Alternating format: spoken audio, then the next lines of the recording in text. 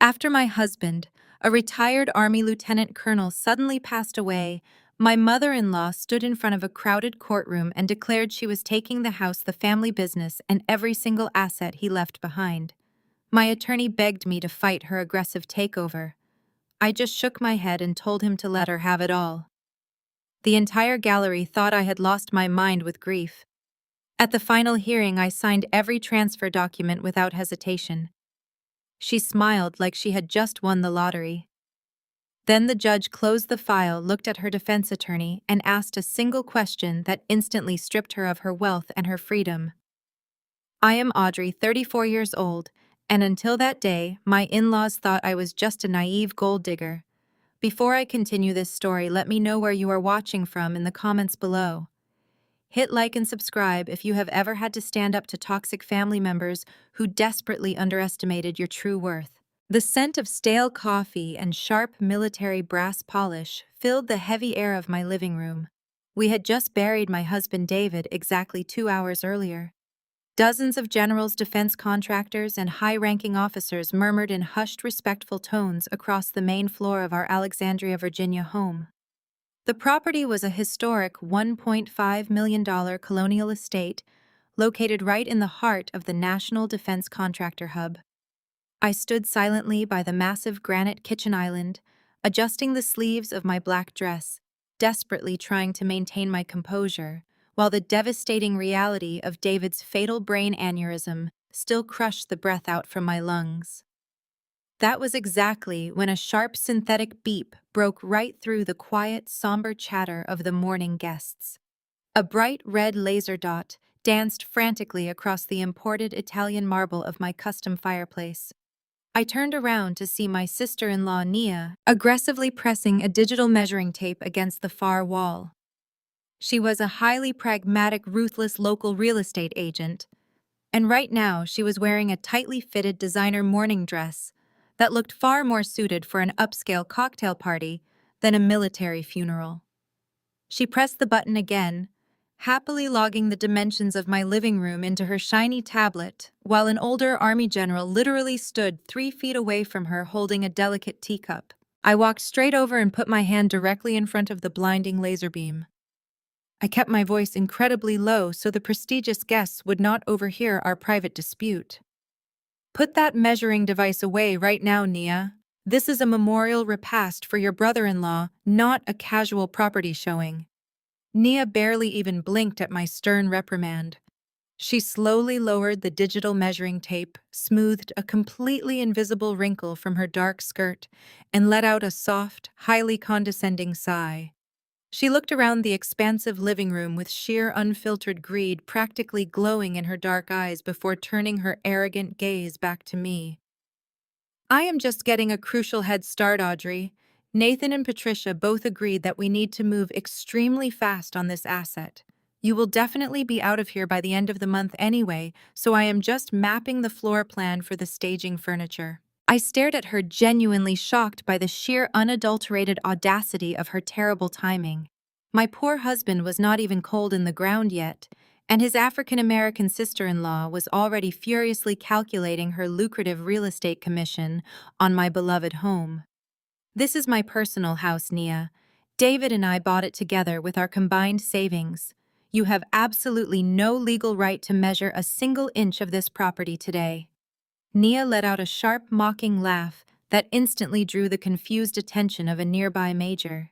She leaned in dangerously close, the overwhelming scent of her terribly expensive perfume completely invading my personal space. "Let us be brutally honest for a brief second, Audrey. Nathan told me absolutely everything about your pathetic financial situation. You are just a forensic accountant. You spend 80 hours a week desperately crunching numbers and chasing missing pennies for boring corporate clients. We all know a standard forensic accountant salary cannot possibly cover the exorbitant property taxes in this wealthy zip code on a single mediocre income. You have been shamelessly riding David's coattails and bleeding his deep wallet dry for 7 long years. The glorious gravy train officially stops today. The true family is rightfully taking the property back, and my successful real estate firm is exclusively managing the sale.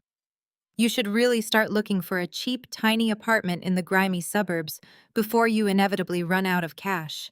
I did not raise my voice, and I certainly did not shed a single tear.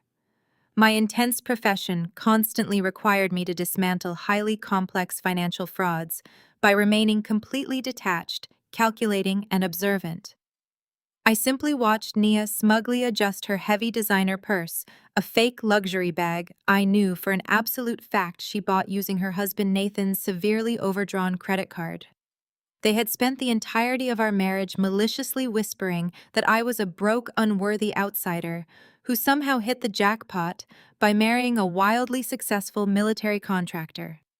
They bitterly resented David for successfully building ironclad logistics into a highly lucrative defense company, and they deeply resented me for quietly standing beside him. Before I could sternly instruct Nia to leave my house immediately, a heavy, deeply aggressive hand grabbed my shoulder and violently spun me around.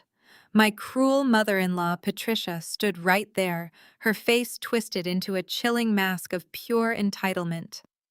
Nia is completely right, Patricia announced, violently snatching my own car keys directly away. The metal ring of the keychain dug into my palm for a split second before Patricia yanked it from my grasp. The sudden movement caught the attention of several military officials standing nearby. They stared in shock at the grieving mother creating a spectacle at her son's funeral. Patricia ignored them. She held the keys to David's vintage Porsche high in the air like a championship trophy. "My son bought this." Patricia's voice echoed, cutting through the murmurs of the stunned guests. She turned her gaze toward the crowd, ensuring everyone heard her.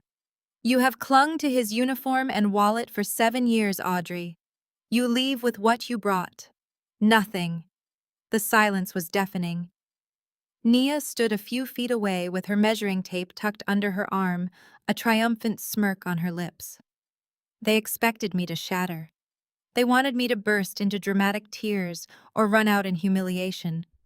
That was their script for the gold-digging outsider. I did not shed a single tear. I looked down at the granite countertop where Patricia's aggressive movement had knocked over a crystal wineglass. Dark red Merlot was rapidly spreading toward the edge. I calmly pulled a white linen napkin from the dispenser. I methodically folded the fabric into a square and placed it over the stain. I pressed my palm down, watching the linen soak up the mess. "David bought that car 5 years ago, Patricia." My voice was perfectly level, carrying the quiet authority of someone who deals exclusively in hard facts. I kept my eyes focused on wiping the granite surface, making sure the counter was completely spotless, before I finally looked up to meet her furious glare. "He bought it the exact same year you begged him to pay off the second mortgage on your house. The house you nearly lost because Nathan convinced you to invest your entire retirement fund into a luxury dog grooming business that went bankrupt in 6 months." A collective gasp rippled through the nearby cluster of defense contractors. General Hastings suddenly found his coffee cup incredibly interesting, refusing to make eye contact with anyone. The ugly truth hung in the air, stripped of all its polite suburban camouflage. I watched the blood drain entirely out of Patricia's perfectly made-up face before a violent flush of red rushed back into her cheeks. Her breathing grew shallow and rapid. Her jaw clenched so tightly I thought her teeth might crack. "How dare you speak to me like that in front of these people?"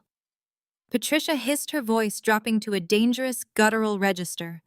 She stepped right into my personal space, her chest heaving with unadulterated rage. "You arrogant, disrespectful little nobody!" She pulled her right arm back, her hand open and flat, fully intending to slap me directly across the face right in the middle of my own kitchen. I did not flinch. I did not step back. I just stared straight into her eyes, calculating the exact legal repercussions of an assault charge. Before her hand could make contact, a thick arm shot out and grabbed her wrist mid-air. It was Nathan. He stepped quickly between us, his presence instantly shifting the volatile energy in the room. For one brief, foolish second, a bystander might have thought the golden child was stepping in to protect his grieving sister-in-law from a physical altercation. But I knew Nathan better than anyone. He was not protecting me. He was simply claiming his turn to attack. "Mom, stop." Nathan muttered, releasing her wrist and pushing her slightly behind him. He did not look angry.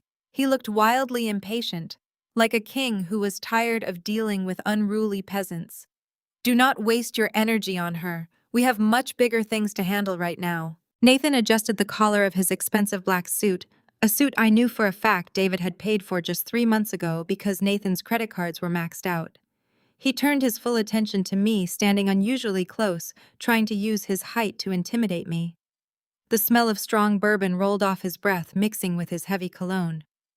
He reached down to the floor next to the kitchen island and picked up a massive reinforced military-grade corporate laptop.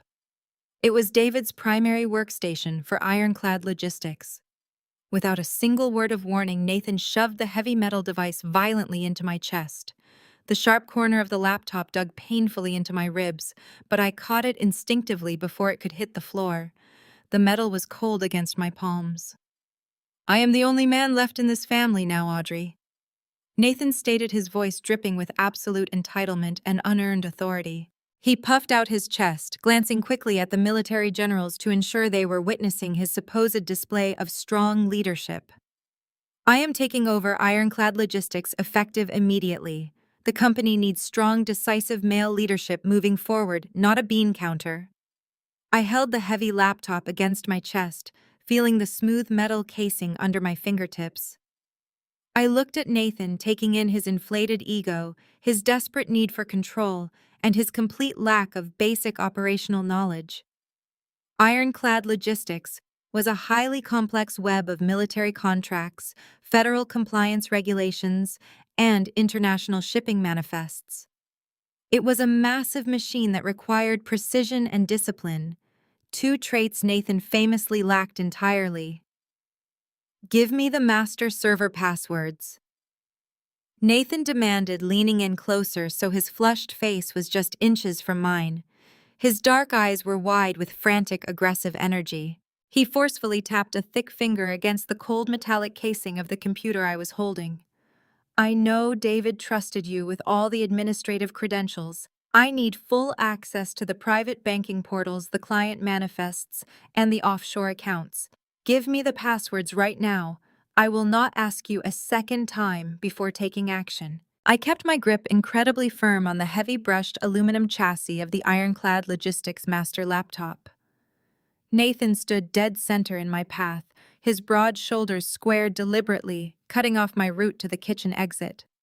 Behind him, the low murmur of the generals and defense contractors had completely vanished. The room had fallen into a thick, suffocating silence.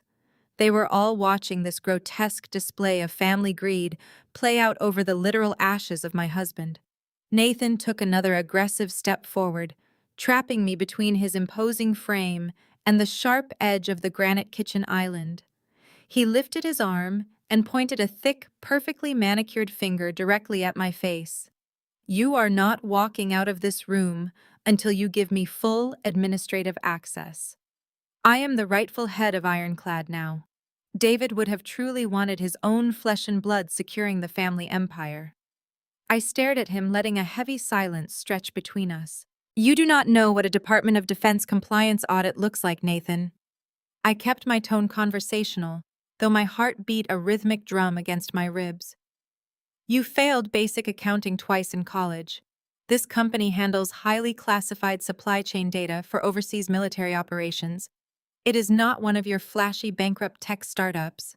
It requires federal clearances that you do not possess. Patricia stepped up right beside her golden boy, crossing her arms tightly over her chest. She glared at me with absolute contempt. My son is a natural-born leader. He does not need a security clearance. He just needs you to stop holding our rightful property hostage. Give him the access credentials immediately, Audrey, or we will escalate this right here and now. Nathan smirked, clearly emboldened by the unwavering support of his mother. He leaned down, his voice dropping into a menacing whisper, intended only for me. Listen to me very carefully, Audrey. I have already spoken to the local authorities and corporate security. If you refuse to hand over the master passwords right this second, I will have you arrested for corporate espionage. I will tell the federal investigators that you used your forensic accounting background to illegally lock us out of our own network and embezzle defense funds. You will spend the next 20 years rotting in a federal penitentiary. Nia stepped up on his other side, her arms crossed in a perfect mirror image of Patricia. And we will make sure every news outlet in Alexandria knows exactly what you did, Nia added with a sharp, victorious grin. Your precious accounting career will be permanently destroyed. No firm will ever hire a convicted corporate thief. I looked at the three of them standing shoulder to shoulder in their expensive mourning clothes. They looked so incredibly smug, so utterly convinced of their own superiority and my supposed weakness. They thought they had cornered me. They thought their aggressive threats and public intimidation had finally broken my spirit.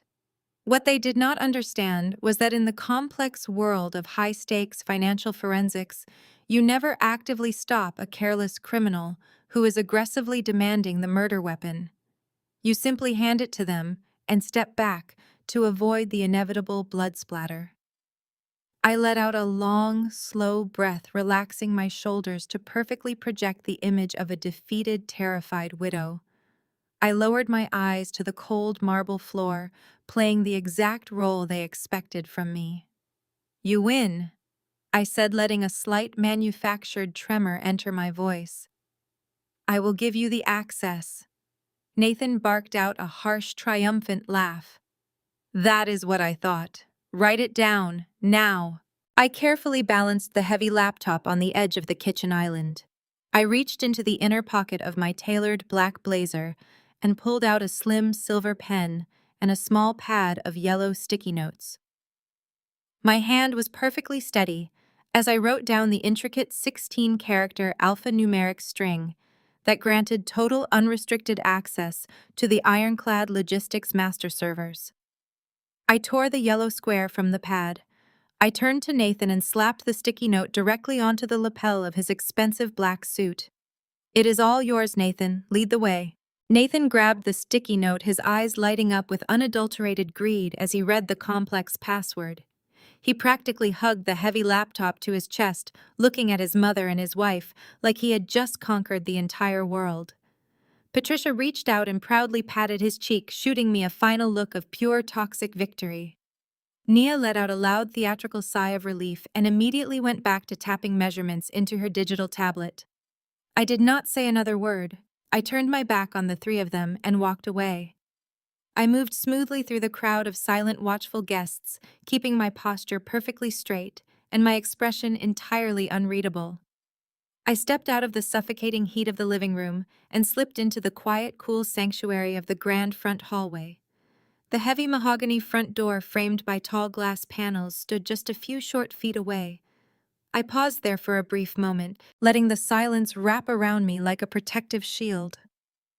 As I reached out to grab the shiny brass handle, I felt a sharp double vibration deep in my jacket pocket. I pulled out my mobile phone and quickly unlocked the screen. It was an urgent text message from Oliver, my personal attorney, and David's most trusted legal advisor. I stared blankly at the bright white screen in the dim hallway, lighting my mind, racing to comprehend his words. The message was incredibly short, but the underlying legal implications were absolutely catastrophic. Code read: they just went behind our backs and filed a completely new will with the county probate court. You absolutely need to get down here right now. The heavy wooden doors of Oliver's downtown law firm swung open with a muted thud. I stepped into the sprawling conference room and the air instantly felt 10 degrees colder. Sitting on the far side of the expansive mahogany table looking like a trio of conquering monarchs were Patricia, Nathan, and Nia. Patricia sat dead center, her posture unnaturally rigid, wearing a victorious smirk that stretched tightly across her face. Nathan slouched comfortably in an expensive leather chair, sipping from a crystal glass of sparkling water, like he was already the CEO of a Fortune 500 company. Nia was busy admiring her own manicure, looking completely bored by the legal surroundings. My attorney Oliver stood at the head of the table. His usually calm and measured face was flushed with absolute outrage. He held a single crisp document in his trembling hand. "Sit down, Audrey," Patricia commanded, gesturing to the empty chair on my side of the room. "We have some official family business to conclude." I ignored her gesture and remained standing. I looked directly at Oliver. Tell me exactly what is going on here. Oliver slammed the document down onto the polished wood surface. He pushed it across the table toward me. Your mother-in-law and brother-in-law took it upon themselves to bypass my office entirely. They marched into the county probate court first thing this morning and filed a brand new last will and testament. They completely bypassed standard legal channels to blindside us. I picked up the heavy parchment paper. The legal jargon was dense and overly formal, but the financial implications were crystal clear. According to this newly surfaced document dated exactly 6 months ago, David had completely revoked his previous will. This new version stripped me of every single marital asset. It left 100% of his estate, the Alexandria house, the investment portfolios, and sole ownership of Ironclad Logistics, directly to Patricia and Nathan. I was left with absolutely nothing. Not even the remaining balance in our joint checking account. This date is from October, I said, keeping my voice dangerously flat. David was actively deployed on a highly classified logistics mission in the Middle East 6 months ago. He was operating out of a secure bunker. He did not have access to a civilian notary public in Virginia. Patricia leaned forward, resting her sharp elbows on the table. David was a resourceful military man, Audrey. He knew exactly how to handle his private affairs before stepping into a combat zone. He simply realized his massive mistake. He spent months watching you prioritize your petty corporate fraud investigations over his needs. He knew his legacy and his company required a strong man's leadership to survive. He did not want to leave his life's work to a glorified calculator. Oliver slammed his hand against the back of his leather chair. This is a blatant, poorly executed forgery. He pointed an angry finger directly at Nathan. The signature at the bottom of that page is visibly shaky. The ink pressure is completely uneven. The notary stamp belongs to a strip mall shipping center located 3 blocks away from Nathan's failing tech startup. A blind person could see this document was manufactured in a desperate panic. We will take this straight to a judge. We will subpoena the notary. We will demand a handwriting expert review every single stroke of that pen. Nathan finally set his water glass down. A dark, threatening shadow crossed his face. You can try to fight us, Oliver, but we are the rightful blood relatives. We have the document, and we have the full weight of the family legacy behind us. If you drag this out, we will freeze every single asset David left behind. We will tie Audrey up in probate court for the next 10 years. She will be bankrupt from the legal fees long before she ever sees a courtroom. Nia laughed, a sharp and grating sound that bounced off the conference room walls. She does not have the stamina or the cash flow to fight a real war. Just surrender, Audrey. It is embarrassing to watch you cling to a family that never actually wanted you. Oliver stepped closer to me, his voice dropping to an urgent protective register. Do not listen to their threats, Audrey. We have a massive legal arsenal at our disposal. We can file an emergency injunction tomorrow morning. We can contest this fraudulent will in a multi-year legal battle. It will be ugly, and it will be incredibly expensive, but we will eventually win. They cannot just steal your entire life with a piece of forged paper. I tuned out Oliver's impassioned legal strategy. My eyes remained locked on the final page of the document. I stared intensely at David's supposed signature.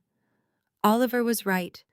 The signature was shaky and uneven, but my trained forensic eyes caught something else entirely, something Oliver had missed, the slight hesitation at the top of the letter D, the unnatural loop on the letter V. I knew exactly who had signed this paper. I recognized the specific pen pressure and the distinct, arrogant slant of the letters. It was a pattern I had seen on dozens of bounced checks and fraudulent business loan applications over the years. A profound cold clarity washed over my entire body. A multi-year legal battle would drain my energy and keep me tethered to these toxic people. But accepting this specific forged document would trigger a chain reaction they lacked the intellectual capacity to comprehend. They thought they were stealing a golden goose. They had no idea they were breaking into a financial slaughterhouse. I gently placed the document back onto the mahogany table. I smoothed out a tiny crease in the corner. No. I said, my voice completely devoid of emotion. Oliver froze, staring at me in total disbelief. Audrey, what are you saying? We have to fight this. I looked directly into Oliver's shocked eyes. I said no. We will not contest it. Let the will stand exactly as it is written. The silence in the conference room was absolute. Oliver looked at me like I had suffered a sudden severe brain injury. Patricia and Nathan exchanged a rapid, victorious glance. They had expected a screaming match. They had prepared for a vicious legal war. My immediate calm surrender completely short-circuited their defensive strategy. Nia was the first to break the silence. She let out a loud, triumphant burst of laughter that echoed through the sterile office. She reached down into her oversized designer tote bag and pulled out a flattened cardboard moving box. She tossed it across the massive table. It slid across the polished wood and hit my arm. Good Nia sneered, her eyes gleaming with pure malicious joy. You have 24 hours to pack your cheap clothes and get out of our house. The drive back to the Alexandria estate was a blur of aggressive gray skies and biting wind. I did not waste a single second dwelling on the sheer absurdity of the legal ambush in Oliver's office. I had exactly 24 hours to vacate the only home I had known for the past 7 years, and I intended to do it in less than 2. I hauled the flattened cardboard box Nia had thrown at me out of the trunk of my car, walked straight up the driveway, and unlocked the heavy mahogany front door. I dragged 2 large hard-shell suitcases from the hall closet and carried them up the sweeping oak staircase to the master suite. My mind was operating with the cold, absolute precision of a forensic audit. I bypassed the items we had purchased together. I ignored the expensive artwork, the imported rugs, and the custom furniture. I focused entirely on my personal clothing, my professional documents, and the few sentimental items I had brought into the marriage. But I was not alone in the house. The heavy thud of footsteps echoed on the hardwood floor behind me. Nathan and Nia had followed me right from the law firm, trailing behind me from room to room, like starving vultures circling a dying animal. They did not even try to hide their naked greed. They pointed at objects, whispering excitedly to each other about what they would sell, what they would keep, and what they would throw away. Nathan claimed the leather sectional in the den and the massive television, already drafting an imaginary listing online. Nia loudly declared that the entire guest bedroom suite would be completely gutted and replaced with her own custom staging furniture by the end of the week. They hovered just a few feet away, invading my personal space, trying desperately to provoke a reaction. They wanted me to yell, to scream, to break down and beg for extra time or a fraction of the assets. They wanted the satisfaction of watching me shatter into a million broken pieces. I denied them that pleasure.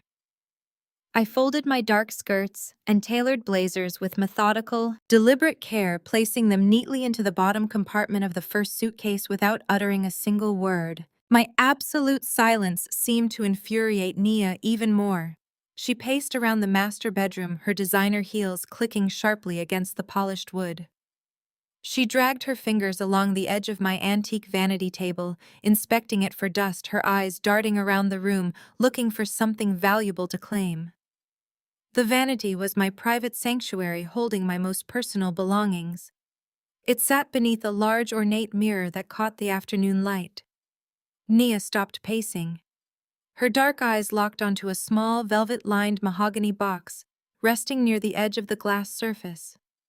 The lid was propped open, revealing a stunning custom-designed diamond necklace resting against the dark fabric.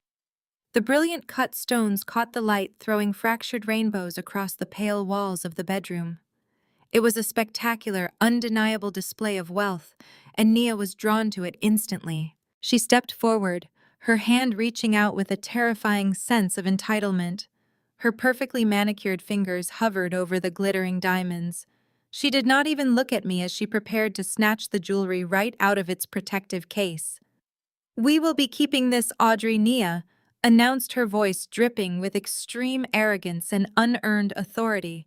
She curled her fingers, preparing to grab the delicate platinum chain. David clearly purchased this piece for you using the company accounts. That means it belongs to the estate. Everything in this entire house is the legal property of Ironclad Logistics and the rightful family. David's money bought this. It stays right here. She moved to grab the necklace. I moved faster. I did not shout and I did not hesitate. I stepped across the room in one fluid motion and slammed the heavy mahogany lid of the jewelry box violently shut. The solid wood came crashing down with a loud, sharp crack, missing Nia's outstretched fingers by less than a millimeter. She shrieked, yanking her hand back and stumbling away from the vanity table as if she had just been burned by a hot iron. She cradled her hand against her chest, her eyes wide with genuine shock and sudden explosive anger. Nathan immediately stepped forward, his face turning a dark, dangerous shade of red, but I held up a single warning finger, locking my eyes directly onto Nia's terrified face. David did not buy this necklace. Nia, I stated, my voice dropping to a low, incredibly dangerous whisper that completely froze the room. I kept my hand pressed firmly flat against the top of the closed mahogany box. I bought this piece myself. I paid for it entirely in cash using the massive bonus I received from my very first corporate fraud bounty. It is fully registered, insured, and legally documented under my maiden name. If you ever attempt to lay a single finger on my personal property again, I will have you arrested for attempted grand larceny. You will leave this house in handcuffs, and I will personally ensure the charges ruin your lucrative real estate career forever. Nia swallowed hard, the arrogant smirk completely vanishing from her face. She took another slow, cautious step backward, bumping into Nathan's shoulder. I carefully picked up the mahogany box and slid it into my heavy leather purse. I zipped up the first suitcase, locked the dial, and sealed the second bag. I walked past Nathan and Nia without a second glance, rolling the suitcases into the hallway. I pulled my mobile phone from my pocket and opened my secure banking application to transfer $50,000 of my own saved salary into a private account. I hit the final confirm button. The screen violently flashed red. A stark error message appeared. Account frozen and pending. The glaring red text on my phone screen pulsed like a warning beacon. Account frozen and pending. I stared at the aggressive digital letters, the harsh light reflecting in my eyes. The $50,000 was my own money accumulated from years of forensic accounting bonuses, but I had foolishly left it parked in the primary joint account I shared with David.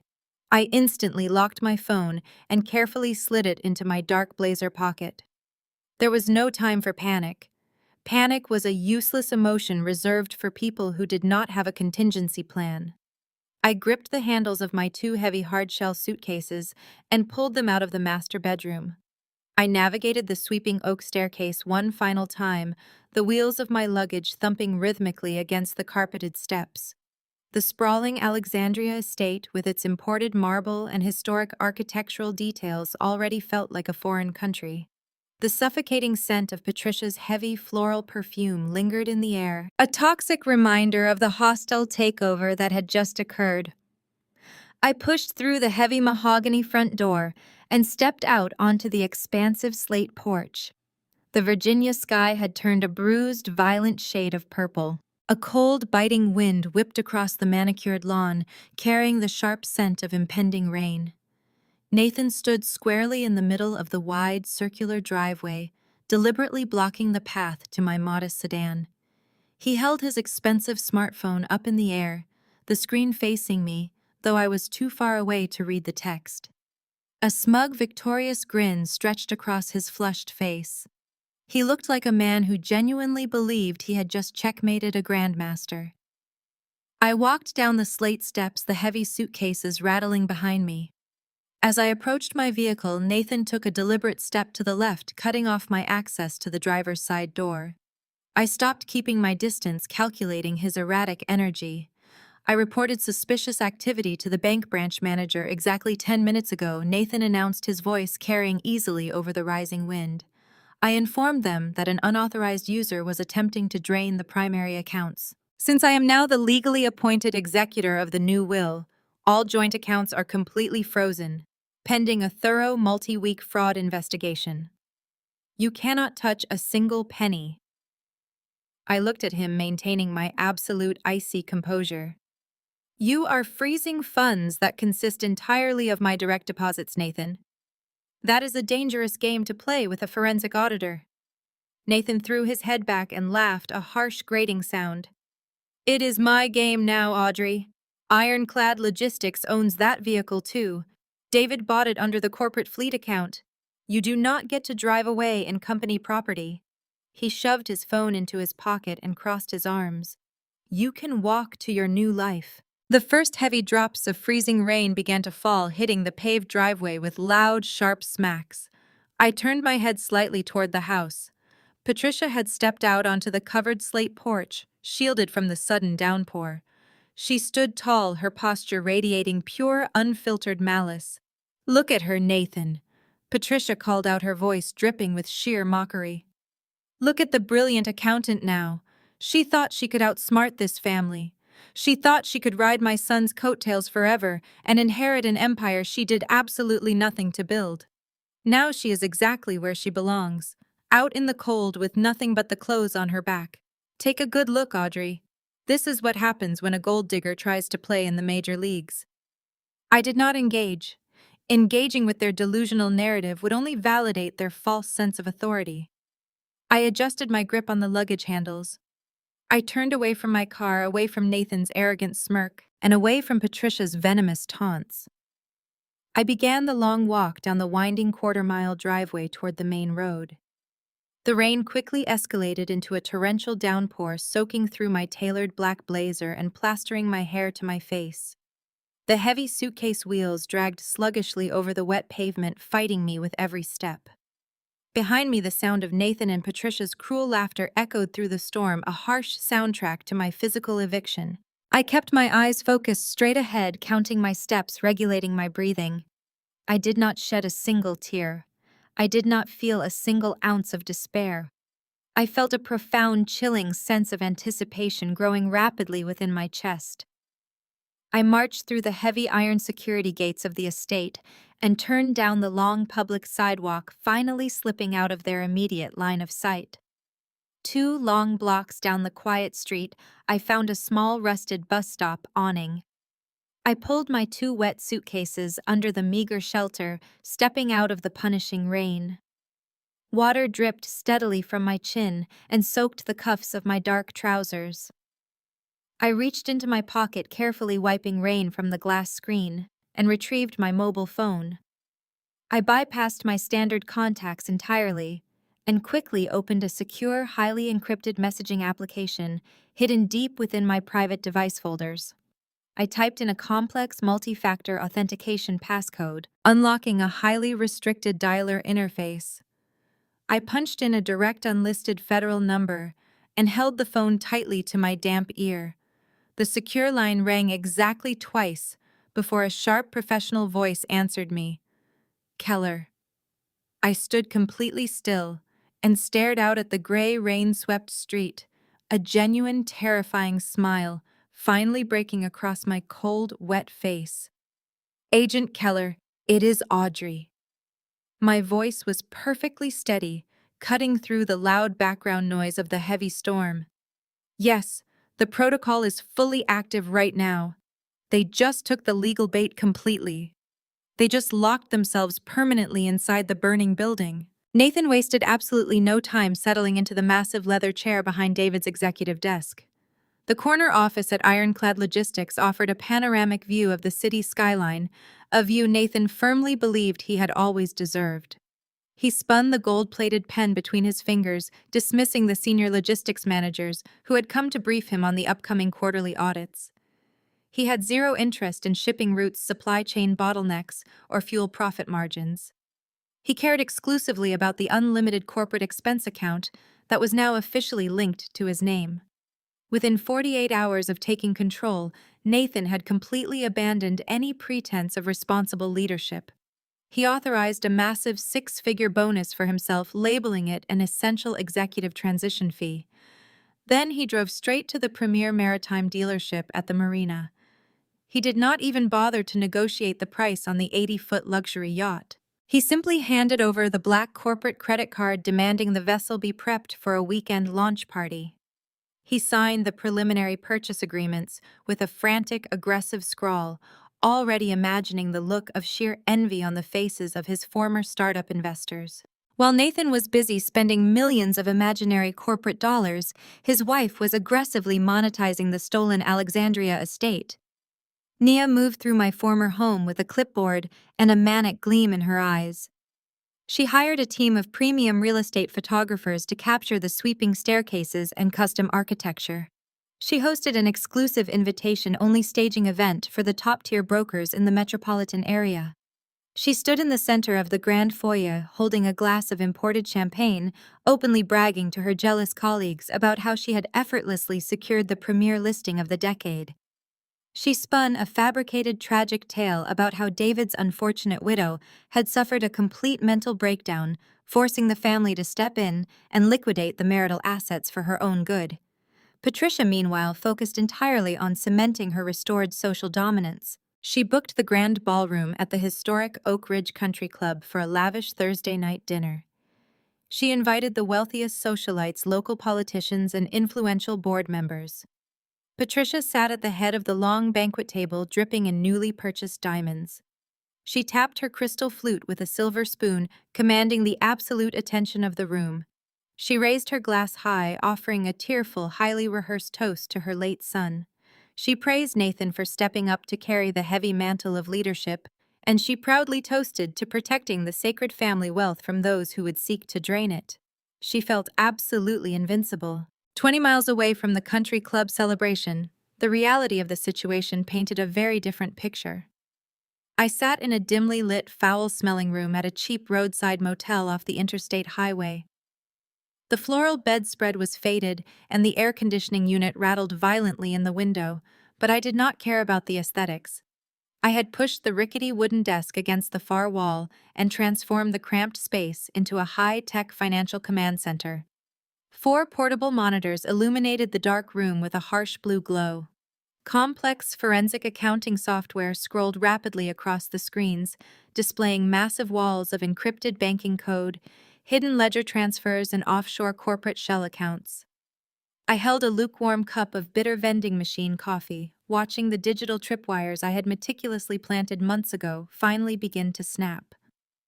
The forged will they were waving around like a golden ticket was completely useless. Ironclad Logistics was not a standalone empire. It was the central hub of a highly classified, heavily monitored federal sting operation. David had not been hiding assets from me.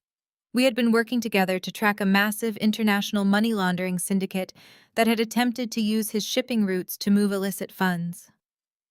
The corporate accounts Nathan was currently draining were actually monitored federal honeypots. Every single dollar he spent, every asset Nia tried to sell, and every lavish dinner Patricia hosted was automatically generating a pristine trail of undeniable documented evidence. I watched the live feed on my third monitor as Nathan's signature was officially verified on the yacht purchase agreement. I took a slow sip of my coffee. The trap was perfectly set, and they had just eagerly handed over their own necks. This secret operation was my ultimate flawless masterpiece. Back at the ironclad corporate headquarters, Nathan sat in the executive suite, a smug smile plastered across his face. He confidently opened the secure corporate banking portal on his sleek laptop to legally authorize the final massive wire transfer directly to the maritime dealership. He rapidly typed in his newly acquired highly restricted executive credentials and arrogantly hit the execute button. The loading icon spun for 3 agonizing seconds.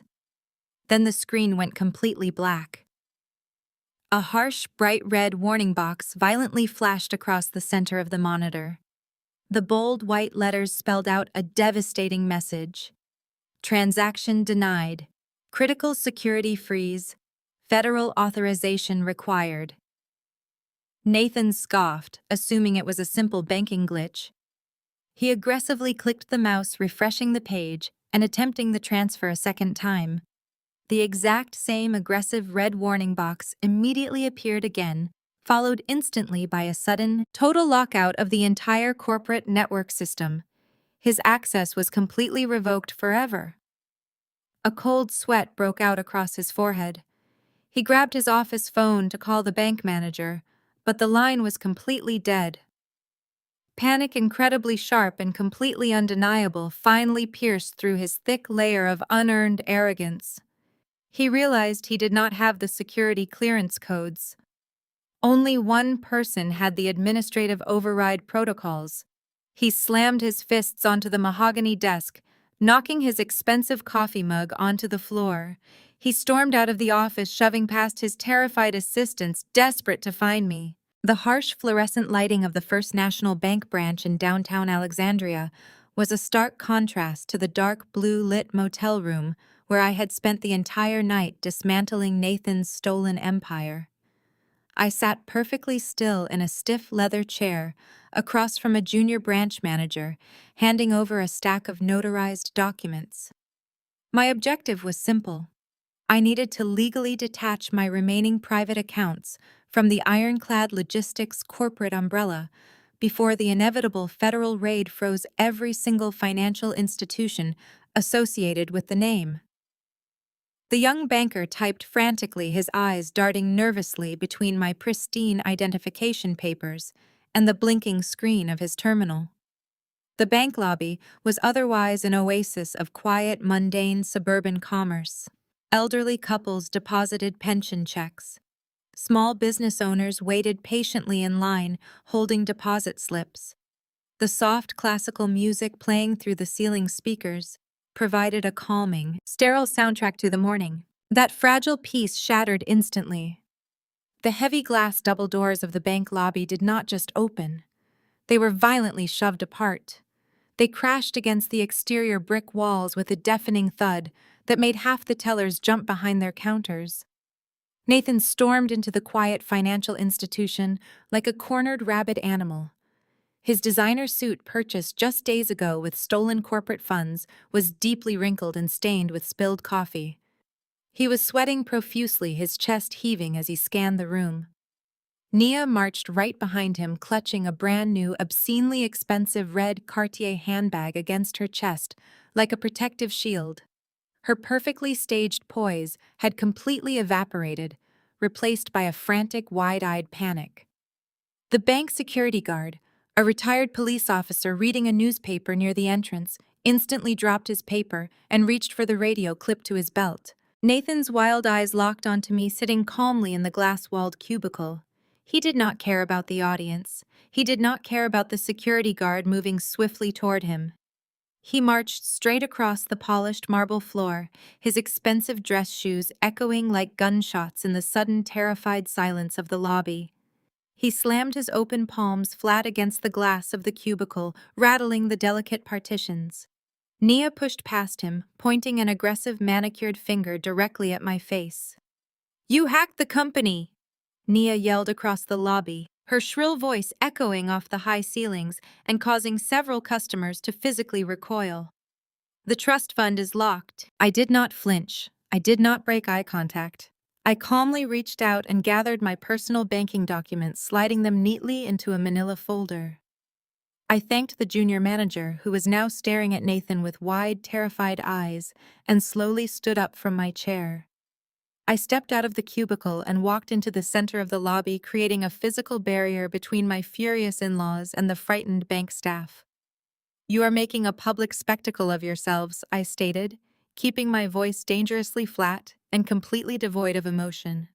"I highly suggest you lower your voices and exit this building before that security guard formally presses trespassing charges." Nia let out a loud, theatrical scoff, tossing her blonde hair over her shoulder. She stepped directly into my personal space, her face twisted into an ugly, bitter sneer. She desperately wanted an audience, and she was determined to humiliate me in front of every single person standing in that lobby. "Do not try to act like you are in control here, Audrey." Nia hissed, her voice vibrating with venomous spite.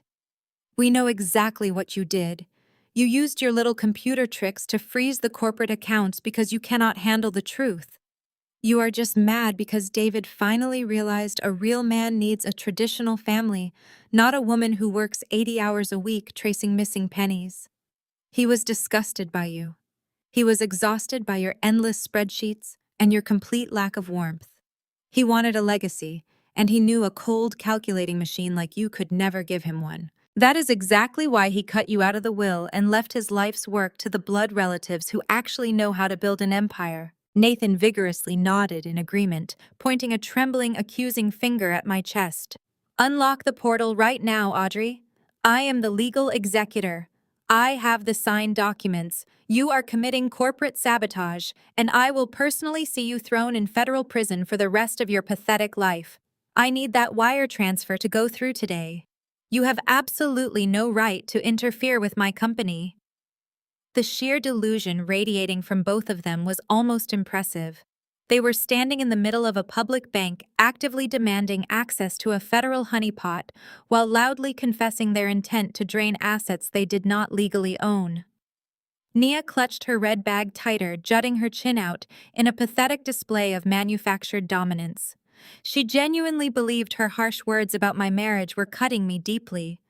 She thought she was tearing open old wounds. She had no idea that David and I had spent the last 3 years meticulously designing this exact scenario, laughing together late at night over encrypted secure lines while mapping out the syndicate's weaknesses. We had weaponized their greed. I closed the distance. I stepped right up to Nia, invading her space until she instinctively took a step backward, bumping into Nathan's shoulder. The air felt highly charged, heavy with the impending collapse of their fabricated reality. I leaned in, lowering my voice so only the two of them could hear my final words. I didn't lock the fund, Nia, I whispered, watching the smug arrogance slowly drain from her eyes. The IRS did. Enjoy that new Cartier bag because you're going to have to liquidate it to pay your criminal defense attorney. I left Nia standing frozen in the center of the First National Bank lobby, her face drained of all color, her manicured fingers still desperately clutching that obscenely expensive red Cartier bag.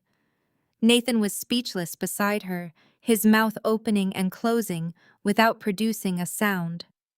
I did not wait for the bank security guard to intervene.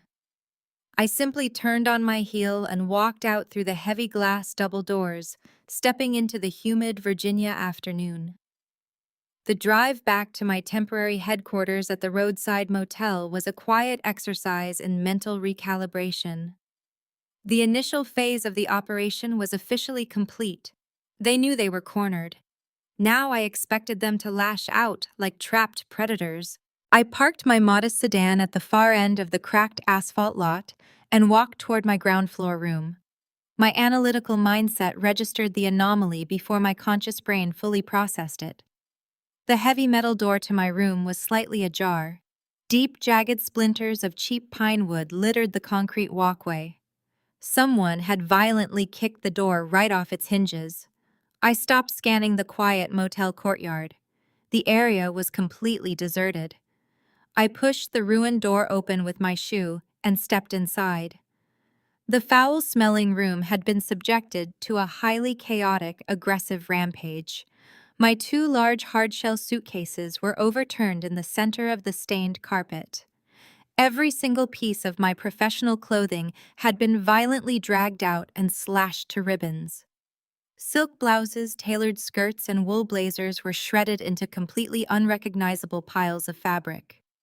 The cheap floral bedspread was torn to pieces, and the mattress underneath had been deeply gutted, with a sharp blade leaving synthetic stuffing scattered across the floor. It was a desperate, messy display of sheer intimidation. They wanted me to feel violated, vulnerable, and completely terrified. They had fundamentally misunderstood who they were dealing with. I ignored the ruined wardrobe and immediately walked toward the rattling air conditioning unit beneath the window. I knelt on the stained carpet and carefully removed the loose plastic grating panel covering the ventilation shaft. I reached deep inside the dark, dusty cavity. My fingers brushed against the solid, cold metal of my waterproof tactical case. I pulled it out and popped the heavy latches. My 4 encrypted laptops, portable hard drives, and secure communication devices were sitting untouched in their custom foam cutouts. Patricia and Nathan had hired cheap thugs to send a physical message, but they lacked the intellectual capacity to authorize a professional sweep of the premises. They had completely missed the only items in this room that actually mattered. I slid the case onto the small wooden desk and booted up the primary terminal. As the encrypted operating system initialized, I turned back to the ruined bed. Resting perfectly center on the shredded mattress was a thick, pristine white envelope. The stark elegance of the stationery was completely out of place in the vandalized motel room. I picked it up, noting the familiar aggressive slant of Patricia's handwriting on the front. I tore open the seal. A stack of 50 crisp $100 bills slid out, landing softly on my destroyed clothing. A piece of heavy cardstock fluttered down beside the cash. The handwritten message was brief and dripping with unearned superiority.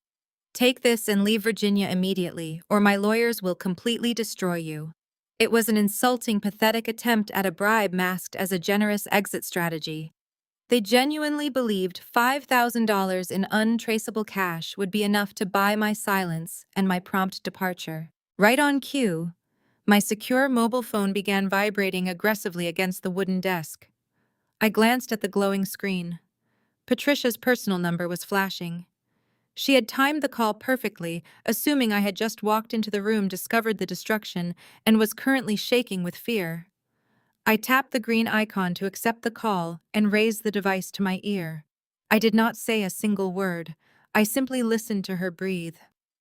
"You have precisely 1 hour to pack whatever is left of your pathetic wardrobe and drive across state lines." Audrey Patricia commanded, her voice sharp and echoing with triumphant authority. "I highly suggest you take the relocation fund I generously provided. If you do not disappear by sunset, I will personally guarantee that you never work in the financial sector again. I will absolutely ruin your forensic accounting license. I have already drafted a detailed, convincing narrative proving that you embezzled millions from Ironclad Logistics over the past 3 years. I have fabricated digital evidence, and I have the best defense attorneys in the state ready to present it to the authorities. You will spend the rest of your life locked inside a federal penitentiary, while Nathan and I comfortably manage David's empire." Patricia paused eagerly, waiting for me to beg, waiting for me to break down and surrender to her overwhelming power. I picked up the thick stack of crisp bills from the ruined bed. I flipped through the fresh currency, listening to the satisfying snapping sound of the paper. I leaned forward, resting my free hand on the cool metal chassis of my encrypted laptop. "Thank you for the relocation fund, Patricia," I stated, my voice echoing with pure, icy calm. "I will be sure to claim it on my next tax return." I did not give her a single second to process the absolute lack of fear in my tone. I abruptly ended the call and tossed the mobile phone onto the desk. I pulled a sleek, heavily encrypted USB flash drive from my tactical case and firmly plugged it into the active laptop. I opened a highly secure email client and attached the massive, meticulously compiled data folder. The subject line read simply, "DOJ Evidence File, Ironclad Money Laundering." I stared at the screen, visualizing Patricia's arrogant face, and firmly hit send. The heavy encryption loading bar reached 100%, confirming the Department of Justice had received the entire Ironclad money laundering dossier. I safely ejected the flash drive, indifferent to the shredded wardrobe scattered across the cheap motel carpet. Patricia thought she held all the cards, unaware that her empire was being dissected by federal agents. I calmly packed my tactical case, checked out of the room, and drove straight to the downtown municipal courthouse for the mandatory estate mediation hearing. The mediation room was a sterile, windowless box designed specifically to intimidate. The harsh overhead fluorescent lights reflected off the polished mahogany conference table, casting pale shadows against the gray walls. Patricia sat at the far end, flanked by 3 high-priced corporate litigators wearing custom-tailored suits and arrogant expressions. Nathan sat to her right, aggressively tapping his gold pen against a leather folio. I sat completely alone on the opposite side of the long table, my posture straight, my hands folded neatly over my single manila folder. I did not bring a lawyer. A lawyer would only slow me down. The lead attorney, A slick, silver-haired man named Sterling cleared his throat and slid a thick, legally binding document across the polished wood. It stopped exactly 1 inch from my folded hands. "This is an ironclad gag order and a comprehensive waiver of all estate rights," Sterling announced, his voice dripping with practiced condescension. "My clients offer you a highly generous settlement. If you sign this document today, you forfeit any and all claims to the Alexandria estate, the ironclad corporate assets, and David's personal trust. In exchange, my clients will officially drop the pending embezzlement investigation. We will not destroy your forensic accounting license, and we will allow you to leave Virginia with your professional reputation intact. You walk away with nothing, but you get to keep your freedom. I highly suggest you pick up that pen." I did not even glance at the document. I kept my eyes locked directly on Patricia. Her posture was rigid, her chin tilted upward in a manufactured display of absolute superiority. She genuinely believed her fabricated embezzlement narrative gave her the ultimate leverage. She thought my silence indicated fear. "I am not signing a waiver," I stated, my voice echoing clearly in the quiet, windowless room. "I am the legal beneficiary of my husband's actual verified estate, and your forged documents will not survive a basic forensic audit, let alone a federal inquiry." Sterling sighed heavily, adjusting his expensive silk tie. "Miss Wilson, you are severely miscalculating your position. We have sworn affidavits. We have internal corporate ledgers. If we go to open court, we will bury you under a mountain of litigation that will bankrupt you within a week." Patricia suddenly raised her hand, silencing her expensive attorney. She leaned forward, placing both of her diamond-ringed hands flat on the mahogany table. Her eyes burned with a dark, unfiltered malice. She wanted to deliver the killing blow herself. "You really think you can outsmart me?" Audrey, Patricia hissed, her voice dropping to a venomous whisper. "You think your little accounting degree protects you from the real world. Let me explain exactly how this is going to play out if you refuse to sign that paper." David was a highly decorated military contractor before he took over Ironclad. His reputation was spotless. The Military Review Board is currently evaluating his final contracts. If you force my hand, I will personally go to that board and tell them exactly what triggered his fatal aneurysm. Nathan stopped tapping his pen. The three lawyers sat perfectly still, watching the execution. "I will provide witness testimony stating that David came home early and caught you in bed with another man." Patricia continued, a cruel, victorious smile stretching across her face. "I will swear under oath that the shock and heartbreak of your disgusting infidelity caused his blood pressure to spike, triggering the aneurysm that killed my son. I will completely ruin your reputation. I will brand you as a cheating parasite who literally broke her husband's heart. The military community will despise you. The financial sector will blacklist you. You will be universally hated, utterly penniless, and totally unemployable. Sign the paper, Audrey. Sign it right now, or I will destroy your existence by morning." The sheer depravity of her threat hung heavily in the sterile air. She was willing to weaponize her own son's tragic medical death just to maintain her grip on stolen wealth. She expected me to crumble. She expected me to break down, grab the pen, and surrender everything through uncontrollable tears of panic. I did not flinch. I did not break eye contact. I slowly reached into my manila folder and extracted a single crisp piece of paper. "You want to talk about adultery, Patricia?" I asked, keeping my tone completely devoid of emotion. I slid the single piece of paper across the smooth mahogany table. It glided perfectly, stopping right on top of their ironclad gag order. "Let us talk about this $30,000 hotel receipt from a luxury penthouse suite in Las Vegas. The one Nathan deliberately charged to David's corporate credit card, while David was lying unconscious in the intensive care unit for knee surgery 3 years ago." Nathan went pale. The smug arrogance instantly vanished from his face, replaced by pure, unadulterated terror. He stared at the receipt, his jaw dropping open. I leaned forward, mirroring Patricia's exact posture. "I have the security footage from the hotel lobby, Nathan," I stated, locking my eyes onto his trembling frame. "I have the room service bills for the imported champagne, and I have the flight manifests for the 3 young women you flew in from Los Angeles using company funds." Now, would you like to explain to your mother why you spent $30,000 of stolen corporate money on escorts while your brother was fighting for his life in a hospital bed? Nathan stared at the hotel receipt resting on the table, his mouth opening and closing. He looked paralyzed. The color drained from his face, leaving a sickly gray. He knew exactly what that paper represented. It was proof of his betrayal. Nia suddenly lunged forward. Her hands snatched the document from the table before Sterling could react. Her eyes darted across the black ink. She read the dates, the location, and the room service charges, quickly processing the undeniable timeline. "You told me you were at a logistics summit in Chicago," Nia stated, her voice dropping to a dangerous whisper. "You told me you were networking with executives." "Nia, please let me explain," Nathan stammered, raising his hands in surrender. "It was a corporate retreat. Those charges are fabricated. Audrey is just trying to divide us." Nia kept her furious gaze locked entirely on her husband. "You charged champagne and spa packages to your dying brother's corporate card while I was home taking care of our daughter." She read further down the list, her face contorting with disgust. "3 female guests registered to the penthouse. You absolute garbage." The sharp crack of Nia's palm striking Nathan's face silenced the room. The slap whipped Nathan's head to the side, leaving a bright red mark blooming across his cheek. The united front the villains constructed was shattered. Nathan stumbled backward, holding his face in shock.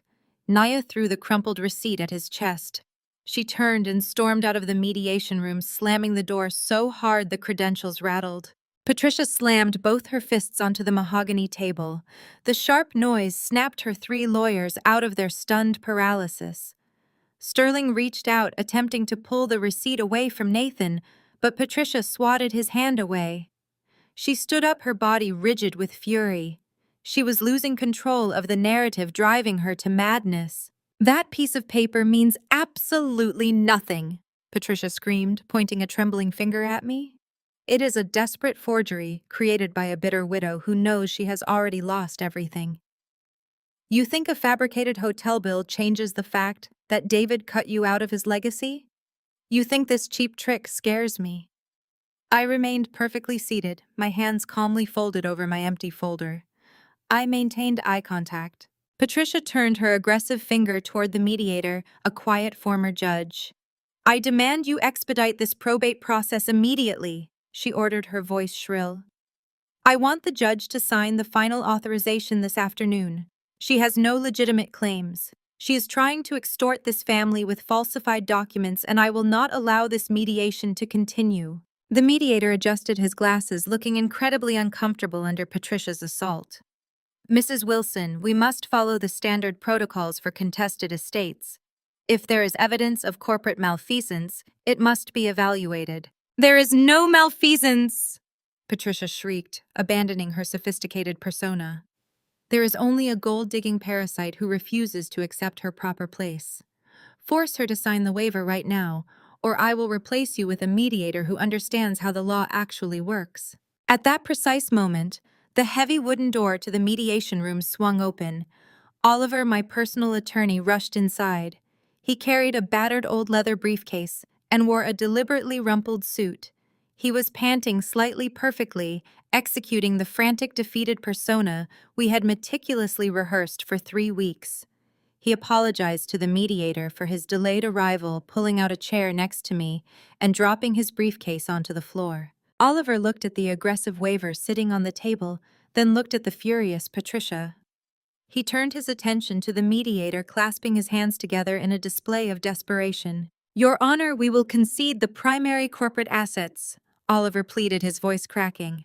"My client has been through unimaginable trauma. She lost her husband, her home, and her employment. We ask for a small measure of basic human decency. Let her keep her wedding ring and the joint savings account they opened when they first married. It contains barely enough to secure an apartment. She will sign the waiver right now if you grant her those 2 concessions." Patricia laughed. It was a harsh, grating sound, completely devoid of empathy. "Absolutely not," she snapped, leaning across the table like a victorious predator.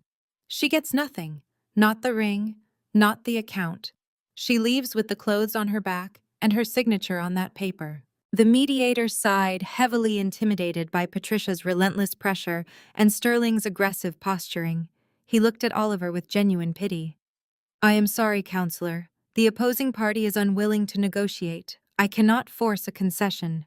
She must sign the waiver as presented, or face the immediate freezing of all remaining contested assets pending a lengthy, highly expensive trial. Oliver slowly turned to me, placing a comforting hand on my shoulder. I am so sorry, Audrey, he whispered, playing the role of the beaten lawyer flawlessly. We have no other options left. You have to sign it. I slowly lowered my head, staring down at the polished mahogany table. I let my shoulders slump forward, creating the perfect visual representation of a thoroughly defeated, utterly broken woman. Patricia let out a long, dramatic, and incredibly loud sigh of total victory. She firmly believed she had completely crushed me. She believed her stolen empire was permanently secured. She then slid the heavy gold pen directly across the table. I slowly reached out and picked up the heavy gold pen. I kept my head hung in artificial defeat, completely hiding my face from the room. Beneath the shadow of my hair, a cold, genuine smile finally broke across my face. My eyes gleamed with absolute triumph. They had taken the bait perfectly. By aggressively rejecting Oliver's final plea, Patricia had just legally validated the exact framework required for the federal indictment. Patricia snatched the gold pen from the mahogany table, her knuckles white with absolute triumph. She practically threw it at my chest, watching it clatter onto the floor. But she was no longer satisfied with a simple signed waiver. The sheer panic she had witnessed in Nathan's eyes over the Las Vegas receipt had ignited a new, desperate fire within her. She realized that leaving any procedural window open meant giving me time to dig up more corporate skeletons. She needed the entire estate locked down instantly. Patricia turned sharply to Sterling, her voice echoing off the sterile walls. File the emergency petition right now, she commanded, pointing her manicured finger at the stunned lawyer. I want the standard probate waiting period completely bypassed. We are going straight to the judge to immediately vest all assets, properties, and corporate titles directly into my name and Nathan's name today. Make it happen. Sterling attempted to caution her, whispering frantically about standard legal protocols, judicial oversight, and the extreme dangers of rushing federal tax clearances. Patricia silenced him with a vicious glare that left no room for negotiation. She was terrified of what other receipts I might possess, paranoid that I had spent months gathering undeniable proof of her family's financial negligence. She demanded immediate, absolute control over everything. Within the hour, we were standing in the echoing cold marble hallway outside the probate judge's chambers. The transition from the windowless mediation room had been a whirlwind of aggressive legal maneuvering. Patricia had weaponized her extensive social connections aggressively, calling in favors to get an emergency hearing docketed before the court closed for the weekend. She was vibrating with a manic, paranoid energy, pacing back and forth on the polished floor. Nathan stood hovering near the water fountain, still sweating profusely, frantically refreshing his useless locked company phone. He looked exactly like a man standing on the trapdoor of a gallows, completely unaware that the lever had already been pulled. I stood quietly against the cold marble wall, perfectly maintaining my posture of total defeat. Oliver stood beside me, playing his role beautifully, organizing his deliberately disorganized briefcase with shaking hands. Patricia could not resist the opportunity to gloat. The impending court order gave her an intoxicating rush of invincibility. She abandoned her sophisticated posture, marching across the hallway until she was standing inches from my face. Her heavy floral perfume was suffocating, clinging thickly to the air like a toxic cloud. I built this family's reputation from the ground up. Patricia spat, her voice dripping with venomous class hatred. I spent 40 years cultivating power, hosting the right people, and securing our legacy. I will not let a nobody from a trailer park tear it down. She leaned closer, her eyes wide and unhinged. You actually thought your little accounting degree made you my equal. You thought you could marry into my world, audit my son's logistics company, and dismantle what I created from the inside out. You are nothing but a common gold digger who severely miscalculated. The judge is going to sign those papers in 5 minutes. Ironclad Logistics, the sweeping Alexandria estate, David's entire accumulated fortune. It will all legally belong to me and my son.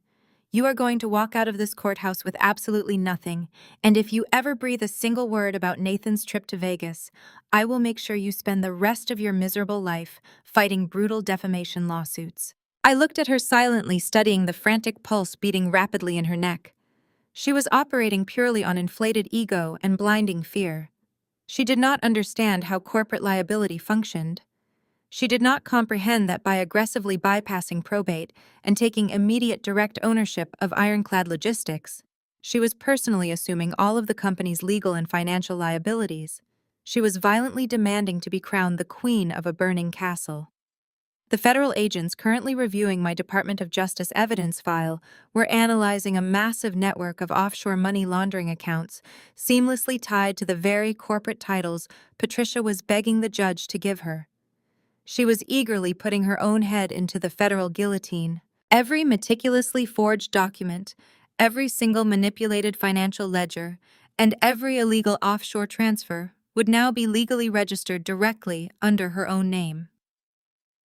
She was unknowingly signing a binding confession to decades of severe corporate malfeasance.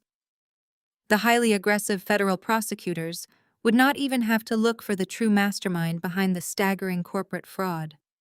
Patricia was actively demanding that the federal judge officially crown her the primary target of the impending criminal investigation.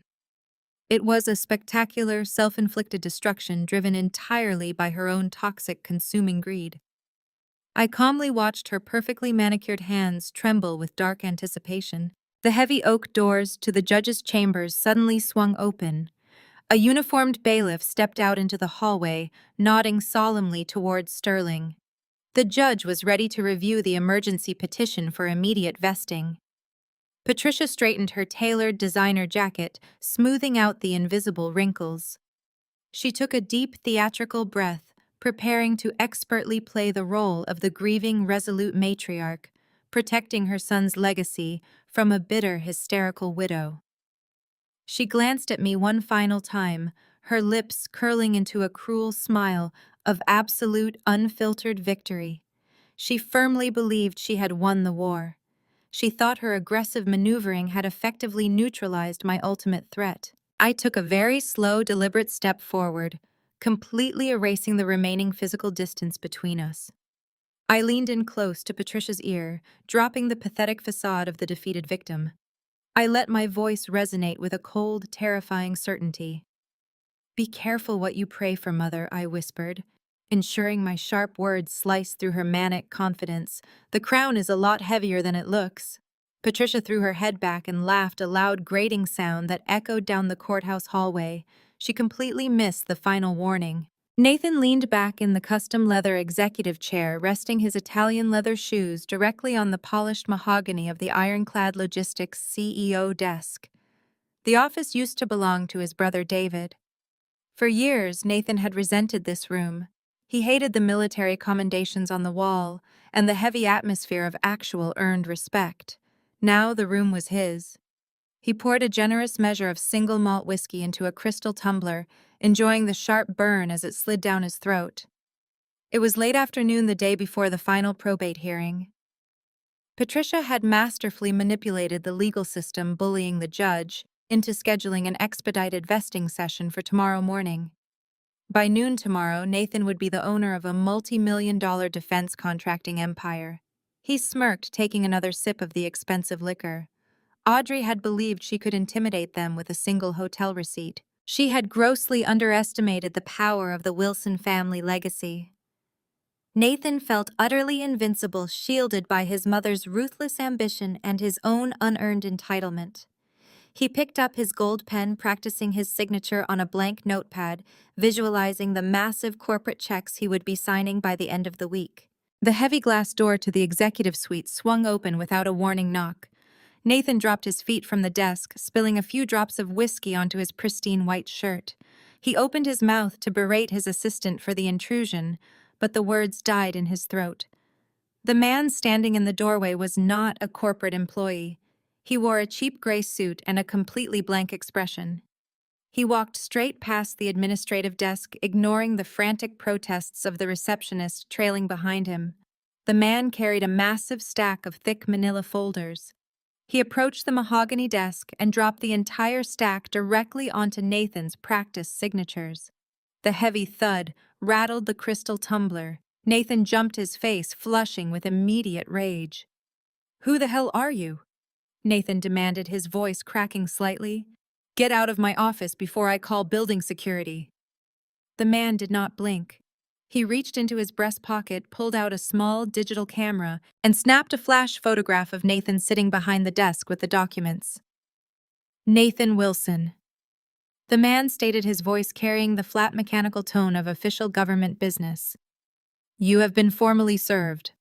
The man turned on his heel and walked out, leaving Nathan staring at the towering pile of paperwork. Nathan felt a sudden icy knot form in the pit of his stomach.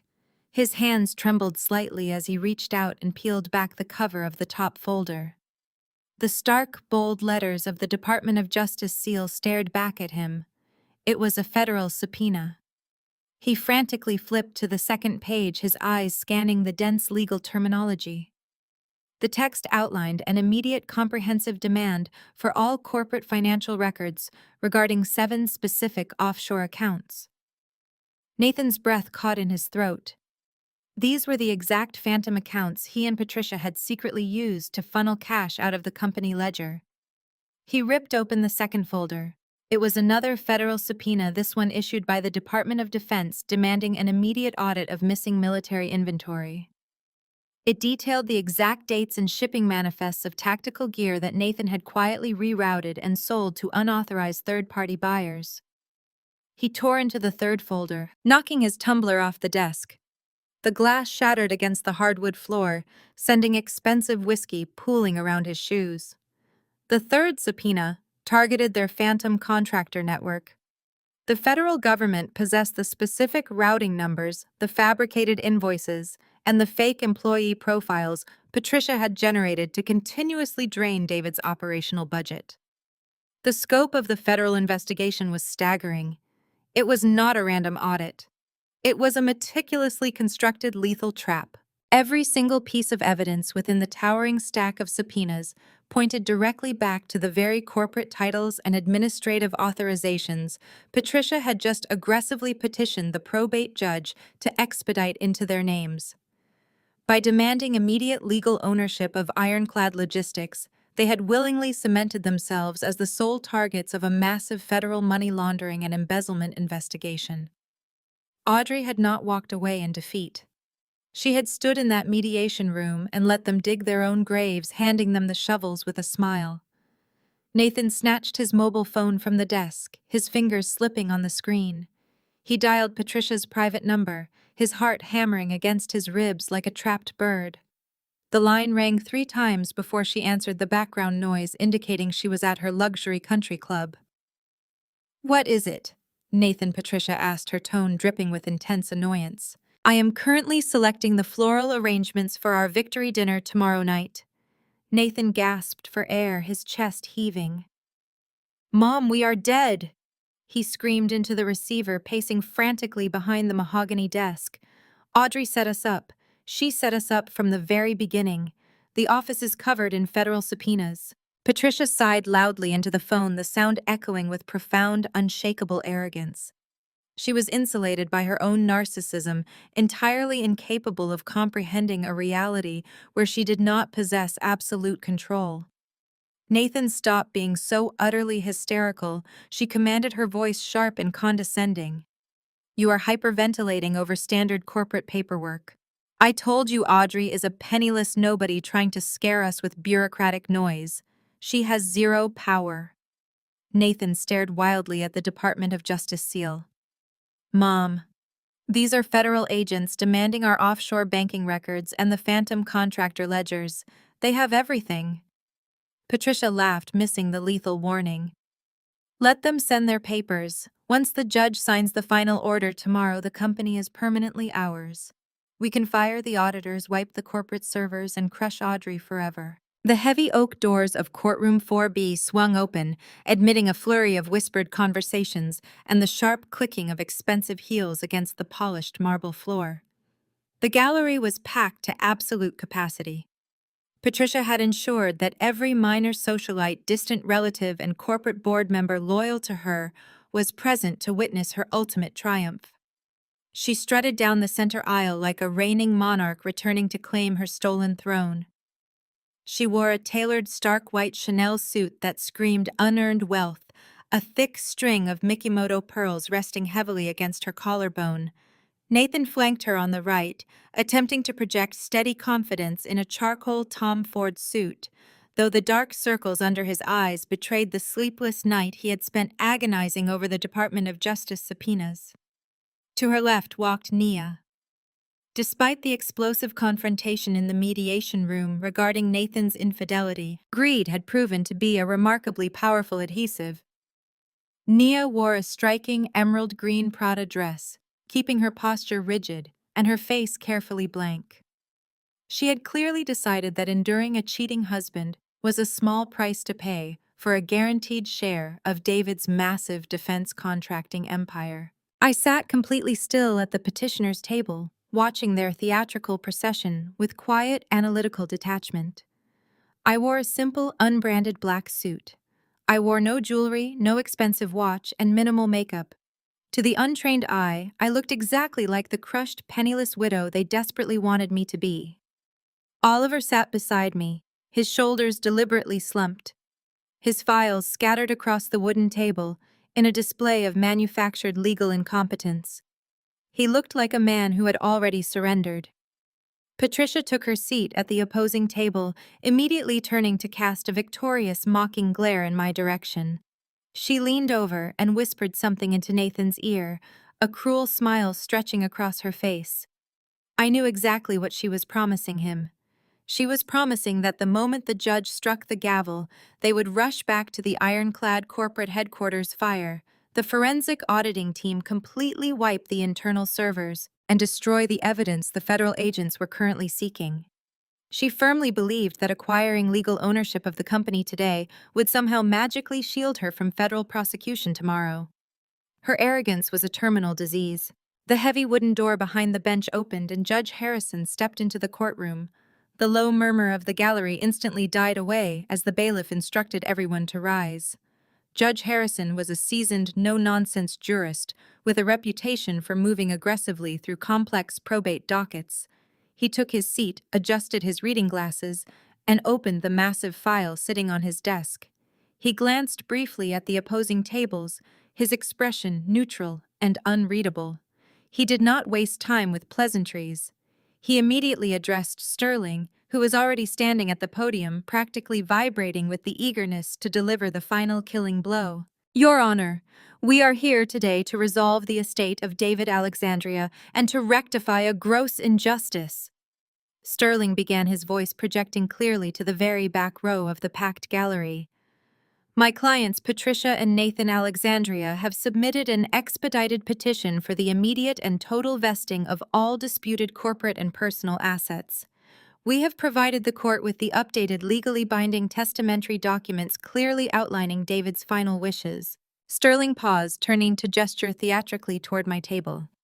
We formally demand that this court immediately execute these documents. We are requesting the direct 100% transfer of all Ironclad Logistics corporate holdings board titles and operational authority directly into the names of Patricia and Nathan Alexandria. Furthermore, we demand the total transfer of the primary Alexandria estate, including the residential property, all associated financial trusts, and all liquid capital. The opposing party. Audrey Wilson is to be entirely stripped of all beneficiary status effective immediately upon your signature. She is to be granted absolutely nothing. A low murmur rippled through the gallery. Even the socialites loyal to Patricia seemed slightly taken aback by the absolute brutal totality of the demand. But Sterling was not finished. He gripped the edges of the podium, leaning forward aggressively. Additionally, Your Honor, my clients have suffered emotional distress and corporate disruption due to the frivolous bad faith delays orchestrated by the opposing party. Therefore, we are formally petitioning the court to attach a punitive financial penalty. We demand that Audrey Wilson be held personally liable for $100,000 in legal fees payable immediately to my clients. She has wasted this court's time and my client's resources for long enough. We ask you to sign the expedited order and end this charade today. Sterling returned to his seat looking immensely satisfied. Patricia beamed lightly, patting Nathan's arm. They had demanded my total destruction and they were entirely convinced that they were about to get it. Judge Harrison slowly turned the pages of the expedited petition. The courtroom held its collective breath. The silence was heavy, oppressive, and utterly agonizing for anyone not anticipating the impending trap. He spent several long minutes silently reading the aggressive demands, his brow furrowing slightly. He then looked up, his gaze bypassing Sterling and landing directly on Oliver. Counselor Judge Harrison stated, his deep voice cutting through the quiet room. I have reviewed this motion. I am looking at the docket, and I see absolutely no counterfilings from your office. You have submitted no evidentiary objections, no requests for an extension, and no challenges to the validity of these newly presented testamentary documents. Oliver slowly stood up, keeping his head bowed. That is correct, Your Honor, Oliver replied, his voice appropriately meek. We have no objections to file at this time. The judge looked at me. Mrs. Audrey, your counsel has filed no objections to this aggressive motion. Are you entirely sure you wish to waive all rights to this estate? The heavy, oppressive silence in courtroom 4B was absolute. Every single eye remained locked on my table. Judge Harrison's question hung in the air, demanding a response that would permanently alter the destiny of the Alexandria estate and ironclad logistics. Before I could answer, Oliver launched into the final phase of our choreographed performance. He leaned toward me abruptly, his chair squeaking against the marble floor. He positioned his body to block the judge's line of sight. To the spectators, and to Patricia, he looked like a desperate attorney trying to save his client from a catastrophic error. Oliver began whispering urgently, making frantic gestures. He shuffled his deliberately disorganized files, pulling out blank sheets of paper and pointing to them as if they contained vital legal precedents we had forgotten to file. He wiped a bead of manufactured sweat from his forehead. He played the role of the defeated counsel flawlessly. His whispers were entirely nonsensical gibberish about lunch reservations, but his physical performance sold the illusion of total surrender. Across the aisle, the reaction was immediate. Nia shifted in her emerald Prada dress. A slow, poisonous smirk spread across her contoured face. She leaned back, offering a mocking tilt of her chin. She firmly believed my hesitation was born of terror, convinced my lack of counter-filing signaled a humiliating defeat. Beside Patricia, Nathan puffed out his chest. The panic that gripped him earlier over the federal subpoenas vanished, replaced by arrogant relief.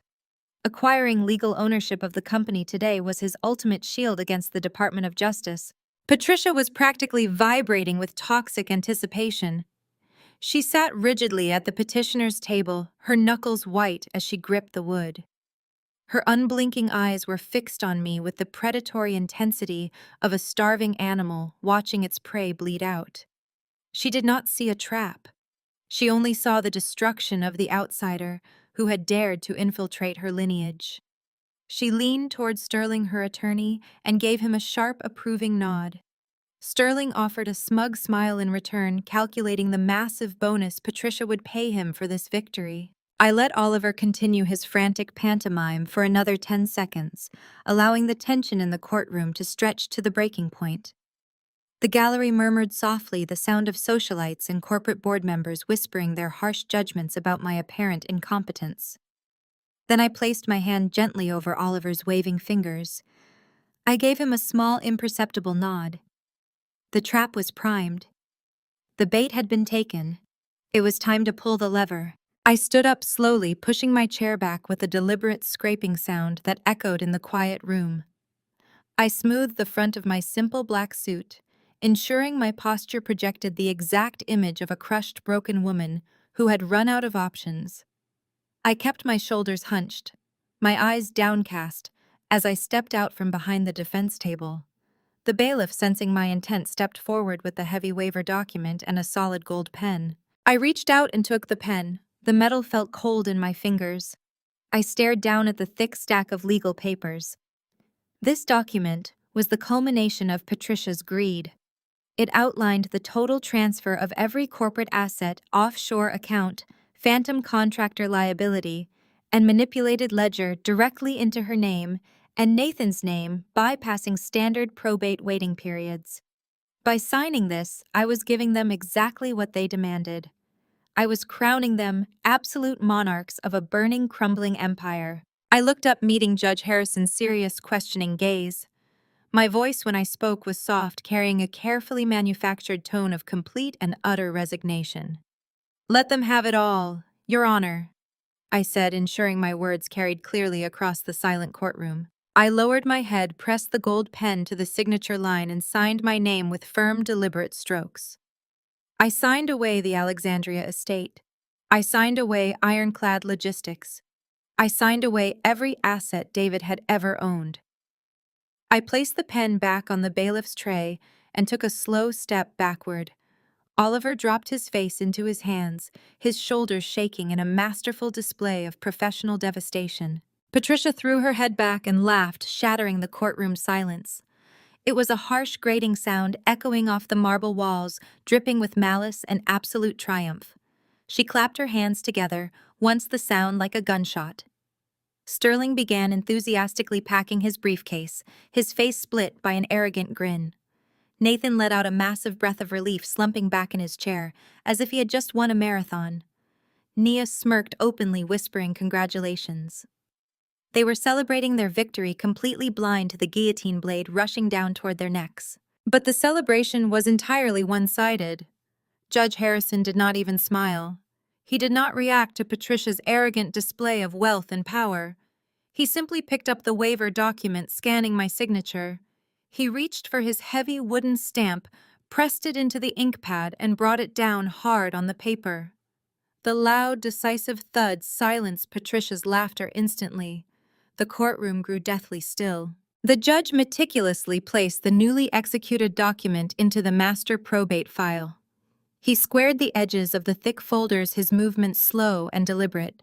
He closed the heavy manila cover with a soft slap that echoed ominously. He slowly took off his reading glasses, folding the earpieces with agonizing precision. He placed the glasses on the bench and leaned forward, resting his forearms on the polished wood. He did not look at Patricia. He did not look at Nathan or Nia. He leveled a cold, piercing glare directly at Sterling, his expression devoid of any judicial leniency. Counsel Judge Harrison stated, his voice dropping an octave, carrying the unmistakable weight of impending doom. "Has your client been fully briefed on the liabilities of immediate asset vesting?" Sterling opened his mouth to reply to Judge Harrison, his legal instincts finally catching up to the strange atmosphere in the courtroom. He recognized the specific, rigid tone of a judge issuing a formal warning on the record. Sterling shifted his weight at the podium, gripping the edges of the polished wood, preparing to request a brief recess to review the fine print. Before he could utter a single syllable of caution, Patricia violently pushed her chair back and stood up. She smoothed the front of her white Chanel suit, glaring at her own attorney with naked contempt. She possessed absolutely no patience for any sort of legal hedging. She had spent months orchestrating my total ruin, and she was not going to let a cautious lawyer delay her absolute victory by another second. "I understand perfectly, Your Honor," Patricia announced, her voice ringing out with supreme, unshakable arrogance. She stepped around the petitioner's table, projecting the image of a fearless matriarch reclaiming her rightful domain. "I accept full ownership and responsibility for my son's perfect legacy. Every asset, every property, and every corporate entity associated with David Alexandria belongs to this family. We are fully prepared to take the helm of Ironclad Logistics today." Judge Harrison did not interrupt her grandstanding. He allowed her words to echo off the marble walls, ensuring the court reporter captured every single syllable of her aggressive, voluntary acceptance. Sterling looked slightly panicked, reaching out a hand to touch Patricia's sleeve, silently begging her to stop talking. Patricia swatted his hand away like a pesky insect. Beside her, Nathan sat up straighter, adjusting his designer tie, mirroring his mother's blinding overconfidence. Nia leaned forward in the gallery, her eyes shining with the anticipation of impending wealth. They were completely blinded by their own greed, entirely unable to recognize the massive steel trap snapping shut around their ankles. Judge Harrison looked down at the signed waiver sitting on his desk. He then locked his gaze onto Patricia. His expression was a mask of pure judicial stone. "Very well," Judge Harrison stated, his voice resonating with cold, mechanical authority. "Let the record reflect that Patricia Alexandria and Nathan Alexandria have formally and voluntarily petitioned for expedited vesting bypassing standard probate auditing protocols. By signing this order, you and your son Nathan legally assume 100% of all assets." Patricia smiled a wide, predatory grin of absolute victory. She turned slightly to ensure I could clearly see the overwhelming triumph radiating from her face. Judge Harrison leaned forward, completely ignoring her celebratory posturing, and he continued, his voice dropping to a sharp, commanding register that silenced the murmuring gallery. "By demanding this immediate transfer, you also legally assume 100% of all corporate debts, all backdated tax liabilities, and all pending federal penalties attached to Ironclad Logistics and its subsidiaries, effective immediately upon the strike of my gavel." The words hung in the sterile courtroom air. Sterling flinched, the blood rapidly draining from his face as his legal mind finally processed the phrase "pending federal penalties." He turned a horrified gaze toward Oliver, finally recognizing the masterful, devastating trap my attorney had set. Oliver simply sat back in his chair, folding his hands over his stomach, his previous posture of defeat entirely gone. Patricia, however, remained completely oblivious. She was so insulated by her own narcissism, so accustomed to bending reality to her will, that she entirely dismissed the judge's explicit warning. She perceived the mention of debts and liabilities as standard, meaningless courtroom jargon. She firmly believed that acquiring David's company meant acquiring an endless, overflowing fountain of untraceable cash. Patricia waved her manicured hand dismissively, the heavy pearl bracelet on her wrist clinking loudly in the quiet room. She looked at Judge Harrison with an expression of polite condescension, exactly the way she looked at the hired staff at her country club. "That is completely irrelevant, Your Honor," Patricia stated, her voice dripping with haughty amusement. "We are intimately familiar with the financial standing of my late son's empire. The company is highly profitable. There are absolutely no liabilities that my family cannot easily manage. We have the resources, the connections, and the pedigree to elevate Ironclad Logistics far beyond whatever meager state it was left in by its previous inadequate management." She cast a final venomous glare in my direction, ensuring everyone in the packed courtroom understood exactly who she meant by inadequate management. She expected me to shrink under her gaze, to finally dissolve into the broken, penniless widow she had worked so hard to create. She expected me to lower my head and silently walk out of the courtroom, defeated and destroyed. Instead, I slowly stood up from the defense table. I did not hunch my shoulders. I did not look at the floor. I stood perfectly straight, smoothing the jacket of my simple black suit. I met Patricia's arrogant glare with eyes like carved ice. The manufactured facade of the crushed victim evaporated, replaced by the cold, calculated certainty of a woman who had spent months meticulously organizing her enemy's destruction. I looked past Patricia, locking my eyes directly with Nathan. The arrogant smirk on his face was already beginning to melt, replaced by a sudden creeping terror as he remembered the towering stack of Department of Justice subpoenas delivered to his desk less than 24 hours ago. He suddenly realized why I had offered no resistance to the asset transfer. I said, my voice cutting through the heavy silence of the courtroom like a sharpened blade. I projected my words clearly, ensuring they reached the judge, the court reporter, and every single loyal socialite sitting in the gallery. It was highly profitable. Patricia frowned, her false smile faltering as she processed my sudden shift in demeanor. She opened her mouth to snap a sharp final reprimand, but I did not give her the chance. Until Nathan started laundering money through it 3 years ago. The silence following my declaration was absolute. Patricia's jaw actually dropped.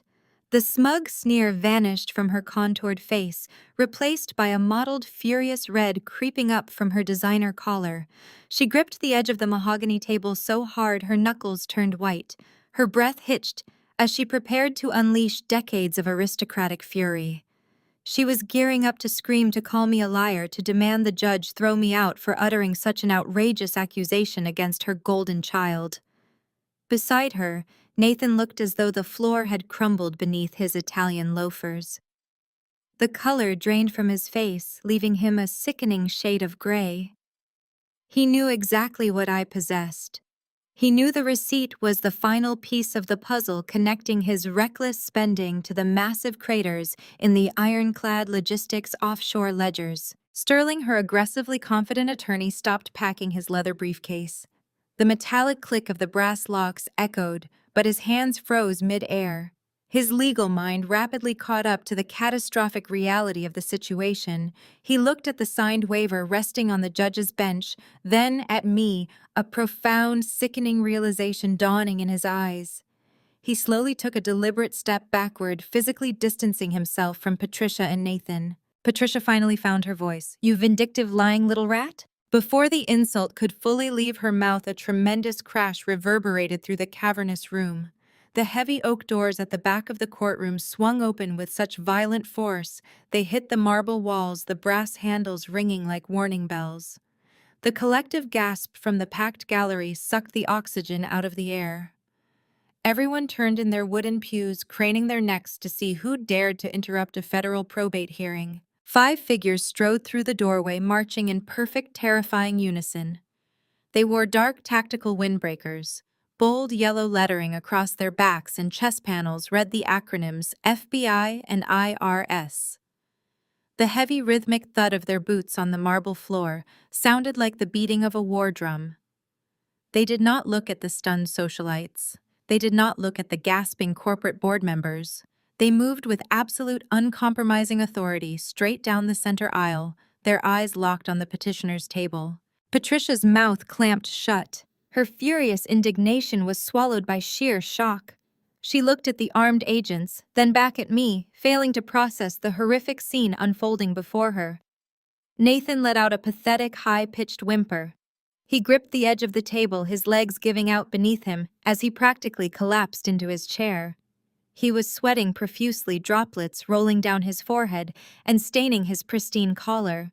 Nia, sitting just behind them in the gallery, covered her mouth with trembling hands, wide with terror, as she realized the wealth she had sold her soul for was an illusion. The lead agent, a broad-shouldered man with a military haircut and a face carved from granite, bypassed the security gate and approached the bench. He completely ignored Patricia's spluttering attempts to demand an explanation. He stopped in front of Judge Harrison. "Your Honor." The man stated, his deep, resonant voice projecting effortless command over the chaotic room. "I am Special Agent Keller, Federal Bureau of Investigation, working in conjunction with the Internal Revenue Service Criminal Investigation Division. We have federal warrants for the primary owners of Ironclad Logistics." Judge Harrison did not look surprised. He did not ask for clarification. He simply nodded his head slowly, a solemn gesture that confirmed he had been entirely aware of the impending federal action. He looked down at the freshly stamped expedited vesting order sitting prominently on his desk. The ink was barely dry. Patricia finally shattered the paralysis gripping her. She shot to her feet, her voice shrill with desperate entitlement. "What is the meaning of this?" she shrieked, pointing a shaking finger at Agent Keller. "Do you have any idea who I am? We are the Alexandria family. You cannot just barge into a private legal proceeding and harass us. We have secured total ownership of a vital defense contracting corporation. My attorney will have your badges for this outrageous display of intimidation." She turned frantically toward Sterling, demanding he intervene, demanding he use his expensive legal education to shield her from the consequences of her blinding greed. But Sterling was already gathering his files, his head bowed, refusing to make eye contact. He knew the law. He knew that by aggressively bypassing the probate auditing period and demanding immediate unilateral ownership of the company, Patricia and Nathan had willfully bypassed the legal protections of the estate. They demanded the crown, and in doing so, they placed their own necks on the chopping block. I remained standing quietly beside Oliver, watching the devastating culmination of my silent labor. Every late night spent analyzing encrypted contractor ledgers, every documented offshore transfer, every piece of undeniable evidence I quietly handed over to the Department of Justice led directly to this exact second. They thought my silence was weakness. They believed my lack of opposition was surrender. They did not understand that true vengeance requires patience, allowing the arrogant to dig their own inescapable graves. Agent Keller did not react to Patricia's hysterical outburst. He did not care about her social standing or her designer suit. He turned slowly, his boots scraping slightly against the floor, and faced Patricia and Nathan. His expression was entirely devoid of sympathy. He pulled a thick stack of folded warrants from inside his tactical jacket. Agent Keller locked his stern eyes directly with Patricia, his voice cold, steady, and loud enough to be clearly heard over her frantic, shallow breathing. As the newly minted sole owners and legally vested officers of this corporation, you are hereby personally liable for $4 million in unpaid federal taxes and face multiple charges of military contract fraud. The courtroom instantly erupted into absolute chaos. The polite silence of the probate hearing shattered into overlapping shouts of panic. The gallery of loyal socialites scrambled backward, climbing over heavy wooden pews to distance themselves from the federal investigation. Agent Keller signaled his team. Two armed officers flanked Patricia and Nathan, boxing them into the petitioner's table. Nathan let out a pathetic sound, shrinking away from the tactical vests. His manufactured corporate bravado leaked out onto the marble floor. Before the agents could read their rights, Nia exploded. She shot up from her seat in the front row, her emerald green Prada dress twisting around her legs. Her perfectly contoured expression contorted into a mask of sheer panic. She looked at the federal agents, then fixed her furious eyes on Nathan. "You told me the company was clean," Nia screamed, her voice shrill. "You swore there was no trail, you absolute incompetent idiot." Nathan flinched, raising his trembling hands, entirely incapable of forming a coherent sentence. Nia did not wait for an explanation. She frantically began ripping the jewelry off her hands. She yanked a massive diamond engagement ring from her finger, followed by an eternity band, throwing them both onto the polished wooden table where they rolled toward Nathan. "I am filing for divorce this afternoon!" Nia shrieked, backing away toward the center aisle, physically repulsed by the man she had sworn to stand by just weeks ago. "I want a total separation of finances immediately. I have absolutely nothing to do with him, the Alexandria estate, or this fraudulent company. I am done." She turned on her expensive heels and sprinted up the aisle, shoving past a stunned corporate board member and throwing open the heavy oak doors to make her escape. Nathan watched his wife abandon him without a single word of protest, his mouth opening and closing silently like a landed fish. Patricia, however, refused to surrender to the reality of the federal agent standing inches from her face. Her narcissistic delusion was simply too powerful. She ignored Nia's dramatic exit entirely. Instead, she spun around, her eyes wide and manic, locking onto me with a gaze burning with pure, unadulterated hatred. "This is your doing!" Patricia screamed, the tendons in her neck straining against her pearl necklace. She pointed a shaking manicured finger across the aisle. "Make her pay it. She was married to David. This is her debt. Audrey has to pay the federal penalties. Arrest her. She is the one who hid the money." I did not flinch. I did not step back. I stepped out from behind the defense table and walked slowly toward the center of the room, stopping just outside the perimeter established by the federal agents. I looked at the woman who had spent months torturing me, dragging my name through the mud and attempting to leave me penniless on the street.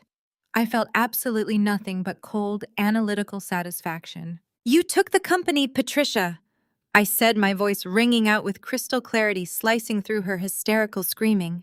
"I gave you the master passwords yesterday afternoon, remember? You demanded immediate operational access before the hearing, and I gladly handed over the keys to the kingdom." I turned my gaze to Nathan, who was currently hyperventilating into his hands. The Department of Justice already had the ledgers, I explained. ensuring every person in the gallery heard the mechanics of their downfall. But they needed proof of active ongoing participation to bypass a lengthy corporate audit and secure immediate arrest warrants. They needed someone to take the bait. The moment Nathan logged in using those master passwords last night and transferred $500,000 to his offshore account to pay off the remaining balance on his luxury yacht, he cemented his status. He voluntarily took operational control of a fraudulent enterprise and committed active wire fraud across international lines. Agent Keller nodded grimly, confirming my statement. We traced the IP address directly to your home network, Mr. Alexandria. You activated the dormant accounts. You authorized the transfer. You moved stolen military funds. Sterling, who had retreated to the far corner of the petitioner's area, buried his face in his hands. He realized Patricia and Nathan had conducted illegal financial transfers without consulting him, blinded by the promise of unlimited, immediate wealth. They had walked willingly into a federal sting operation that I had carefully orchestrated from the very beginning. Patricia's chest heaved. Her eyes darted wildly around the courtroom, searching for an exit, a loophole, anyone to rescue her from this nightmare. The realization that she had demanded ownership of a massive federal crime scene finally pierced her arrogance. The company was gone. The offshore accounts were frozen. The cash she desperately craved was sitting in an evidence locker. She gripped the edge of the table, swaying slightly. But Patricia was a survivor, a parasite accustomed to finding new hosts when old ones died. Her mind frantically cataloged remaining assets, seeking a lifeline out of the federal wreckage. She remembered the waiver she just signed, the document giving her absolute control over David's estate. She stood up straight, forcing a strained, hysterical mask of defiance onto her face. She looked at Agent Keller, then shot a triumphant, venomous glare at me. Fine, Patricia spat, her voice trembling but loud. Take the company. Let it burn. It does not matter. The Alexandria family has vast resources. We still have the primary estate. She slammed her hand down on the copy of the expedited vesting order. By your own admission, Judge Harrison, this document gives me total ownership of everything. We still have the $1.5 million house in the historic district. We will sell it today. We will fight these charges. You get nothing, Audrey. We still win. I stood perfectly still, watching her desperately cling to the final illusion of her stolen empire. I shook my head slowly and looked directly at her trembling hands. Absolutely not. You do not own that house, Patricia, I stated calmly. The bank owns every single square inch of it. Patricia stared at me, her mouth working wordlessly before she let out a derisive scoff. You are lying. That estate has been in this family for 3 generations. It has been completely paid off since before you were born. You are just trying to stall the inevitable. I took a slow step closer. 2 years ago, I began ensuring my tone remained clinically detached. David called me into his private study late on a Tuesday night. He was shaking. He looked like he had aged a decade in a single afternoon. He had just finished a routine quarterly review and discovered a massive discrepancy. $3 million was missing from the corporate ledgers. Nathan gasped, burying his face in his hands as reality crashed into his present nightmare. Patricia frowned, glancing nervously at her sobbing son. What are you talking about? Nathan is a financial genius. He was siphoning funds into dummy offshore accounts, I corrected sharply, dismantling her parental delusion. He got careless. He thought the Alexandria name made him immune to audits. But David found the forged invoices, fake vendor accounts, and digital breadcrumbs leading directly to Nathan's lifestyle expenses. Silence descended, broken only by Nathan's pathetic weeping. Agent Keller stood perfectly still, allowing the family betrayal to be aired on the federal record. David faced a terrible choice. I continued keeping my eyes locked on Patricia. He could turn his son over to federal authorities, ensuring Nathan spent 20 years in a federal penitentiary, or he could quietly replace the stolen funds before the quarterly audit, saving the Alexandria name from total public disgrace. Patricia swallowed hard, her manicured fingers trembling violently as she gripped the polished mahogany table. He protected his son. She whispered, her voice losing its arrogant edge, replaced by a pleading tone. A father protects his son. He protected you both. I fired back, refusing to offer her even a shred of sympathy. But $3 million in liquid cash is not something you can just pull out of a personal checking account without raising some massive red flags.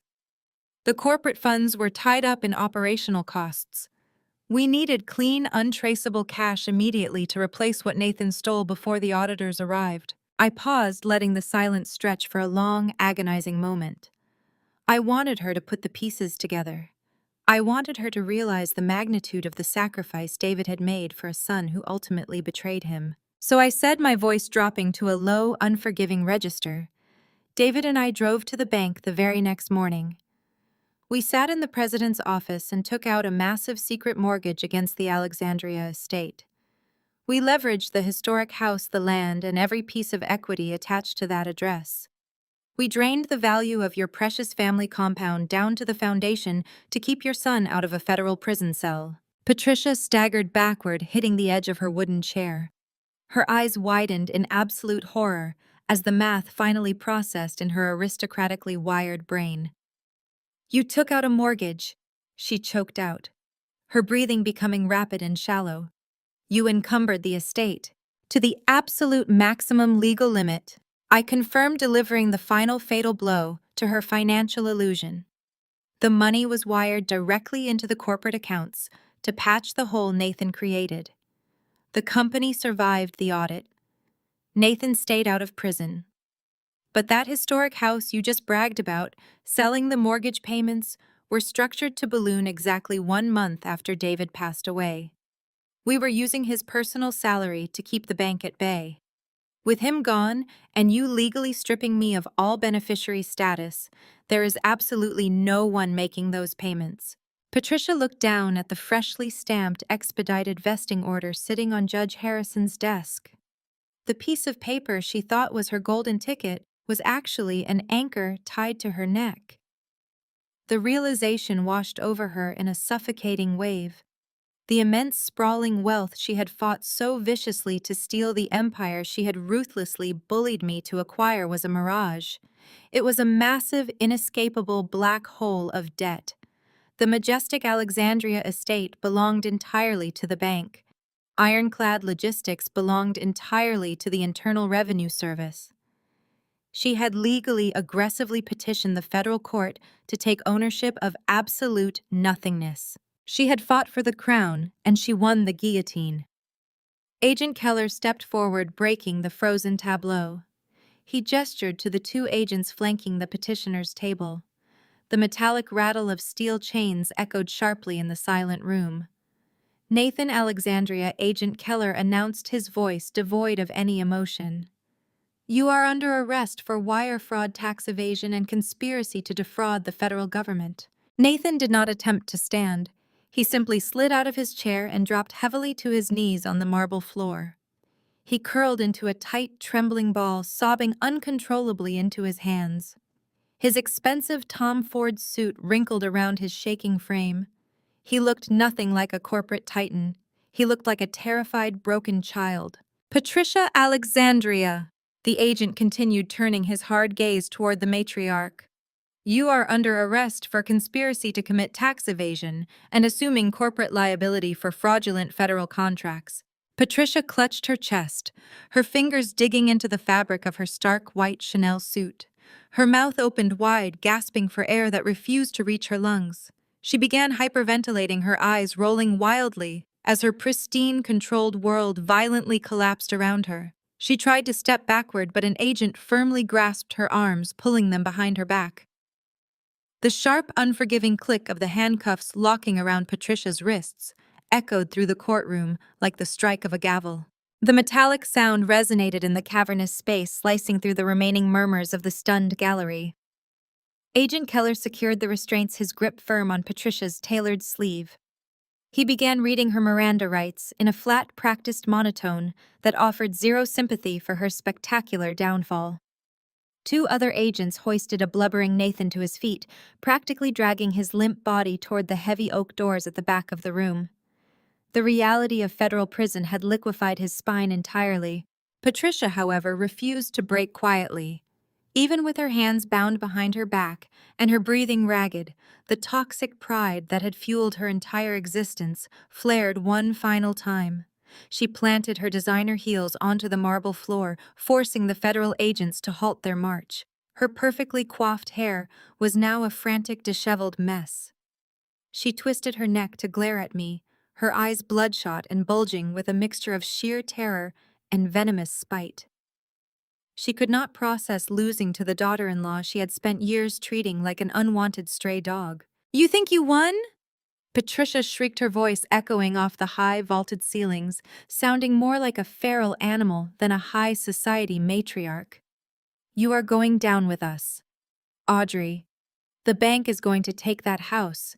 The federal government is going to seize every single asset tied to the Alexandria name. You have absolutely nothing either. You are homeless and broke. You will be scrubbing floors to survive, while I post bail by sunset." Her words were desperate, a pathetic attempt to drag me down into the abyss she had dug for herself. She wanted me to cry. She wanted me to show the same terror that currently paralyzed her golden child. I simply smoothed the front of my blazer and offered her a small, pitying smile. The kind of smile she used to give me when criticizing my wardrobe at family dinners. I turned slightly and caught the eye of my attorney Oliver, who had been standing silently at the defense table observing the magnificent implosion of the Alexandria Empire. I gave him a single deliberate nod. Oliver did not hesitate. He stepped forward, placing his battered leather briefcase on the polished mahogany table. The brass clasps popped open with a sharp, satisfying sound. He reached inside and withdrew a thick, immaculate stack of legal parchment secured by a crisp blue ribbon. He held it up, making sure the heavy federal seal on the cover page caught the light filtering through the courtroom windows. The sudden appearance of the document made Patricia stop fighting the agents. Her eyes locked onto the blue ribbon, her paranoid mind instantly recognizing the devastating weight of premium legal paper. "Actually," Patricia, Oliver announced, his voice projecting a calm, lethal authority across the room. "Before David deployed on his final overseas contract, he and Audrey sat down in my office and established a highly specific, heavily fortified financial instrument. We call it an irrevocable trust." Patricia's breath hitched. The color remaining in her cheeks drained away instantly, leaving her face a sickly, chalky white. As a woman who had spent decades manipulating family wealth, she knew exactly what that word meant. Irrevocable, unchangeable, untouchable. I took a slow step toward the center aisle, closing the distance between us just enough to ensure she heard every single syllable of her total defeat. "David was not the naive, trusting fool you raised him to be," I said, making sure my voice carried the full weight of my husband's vindication. "He knew his heart was failing, Patricia. He hid the medical reports from you because he knew you would view his mortality as nothing more than a strategic inconvenience. And more importantly, he knew exactly what Nathan was. He knew his brother was a reckless, greedy coward who would inevitably try to steal the logistics company the moment David was no longer around to protect the ledgers." Nathan let out a loud, pathetic wail from the back of the room, hearing his brother's posthumous judgment. The agents yanked him forward, silencing his outburst. "David spent his last few months meticulously preparing a brilliant financial fortress for me." I continued, my unwavering gaze fixed on Patricia's utterly horrified expression. "He very quietly liquidated his remaining personal equity and took out a massive $5 million life insurance policy. He did not list the estate as the beneficiary. He did not list the company. He listed the irrevocable trust. We funneled the insurance payout along with every single dime of my personal savings directly into that heavily guarded entity." Patricia shook her head frantically, trying to deny the impenetrable trap closing around her. "No," she gasped, saliva speckling her pale lips. "The probate judge gave me everything. I signed the waiver. I own the estate." "You own a sinking ship," Oliver corrected sharply, stepping up beside me. "A trust bypasses the probate process entirely, Patricia. It requires no public filing, no auditing period, and no judicial approval.